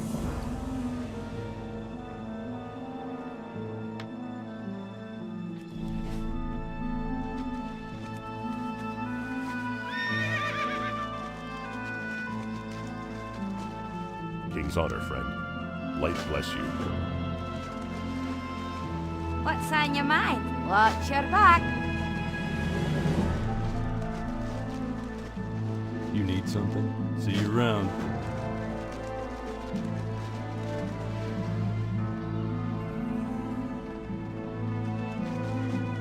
Alright guys, I'll tell you what. I am going to take a break right here for today. Thank you guys very much for joining me on our retail adventure. I really appreciate you guys showing up. I know retail is not what we normally do on the channel, but I am trying to work in some more retail streams, and I really appreciate you guys being here for this one. If you enjoyed hanging out, leaving a like, making sure you're subbed to the channel, that stuff actually helps me out a lot, and I really appreciate those that do. We'll be playing retail again soon. I'm not going to say any times now, but it'll be soon. So yeah, I look forward to it. Thank you guys again. As always, take care of yourselves out there, take care of each other, and we will see you back in Azeroth very soon. Bye.